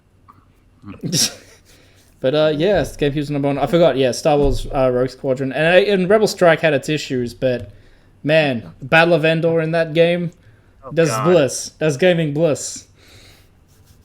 It was. Or riding the speeder bikes through Endor Forest. Just, No. That was Rogue Leader. No, that was Rebel Strike. Yeah, that's what I said. Oh, I was talking about Rogue Leader. No, I said even though Rebel Strike had its issues, it still had its redeeming. Oh, okay, it still had its redeeming things. Going around to that ATST kick. Yeah. So the GameCube, yeah, hands down. Yeah. Also Smash. I used to wag to school with my friend Jim, and we used to go to his caravan and play Smash Brothers, and he always played Roy, and I don't think I ever beat him. He just used that fucking charge up fire sword attack every time. Like, he'd launch off the stage and he'd charge it up, and just as you'd land, boom, there it goes, like this bastard. But yeah, so thank you everybody for joining us. And wow, it was a long one, but you know, we learned a lot. So thanks you everyone, and everyone at home and everyone on the show, and you know, we'll do another one of these later on when we have another topic. I reckon the next one, because these top 5s are always fun to do. Next time we might do... We did top 10 last time, though, didn't we? Yeah, we did. But top 5s. The tops... Last time it was the whole show. No, we still had news. We only had like 3 news articles. Anyway, yeah, next time we'll be able to do like boss battles or something like that. That could be fun. Oh, we gotta invite me for that one. Yeah. So join us next time for Things and Stuff. Boom! Cheers. Peace out, everybody. Okay, bye. Bye.